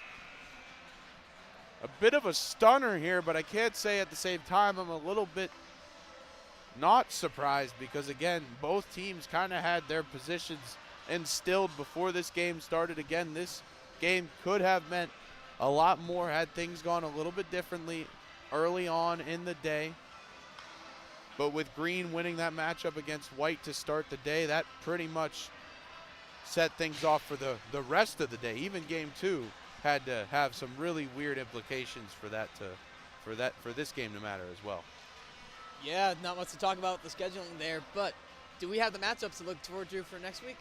I am not sure if we have those matchups yet for our postseason. We will definitely have them on our Instagram as well, the seedings for the playoffs. Oh, we're getting them pulled up right now. But yeah, Evan, honestly, my star of the game, despite Teal putting up 10 goals, I got to give it to the keeper. Carson Fry had a phenomenal game, only letting up 5 goals. His first game this season, he didn't let up 7 on the dot. Yeah, and it was especially great to see with Purple not really putting too much effort in, but nonetheless, Fry was treating it like a big game. Yeah, so with that, we now have the postseason set in stone starting next week. Of course, with the infamous Toilet Bowl, the 5 and 6 seed, a.k.a. the 2 worst teams in our Go 4v4 League this season. White will take on Teal. And again, Teal played good. Maybe they'll take that crown home. And then we have, of course, our 2 playoff games, and then we'll have the championship week following. Number 1 seed Purple will take on number 4 seed Green. And number 2 seed Red will take on number 3 seed Black. I'm really excited for that, Evan. Yeah, that 1v4 matchup is looking real juicy. As Green, down at the 4 seed, they've shown that they can be one of these best teams, and they're extremely fast. Purple trying to counter some speed tonight. We saw how that went for them. So Green might just have a bit of an unseen advantage going into that game. Red and Black also matching up. I believe that'll be the second game of next week's slate. And then, of course, the Toilet Bowl between White and Teal. Evan Smith to my left, Andrew Keela, Caden McCrory to my right. I'm Billy Depew. We will see you guys next week to the start of the GOAT 4v4 postseason. We'll see you then.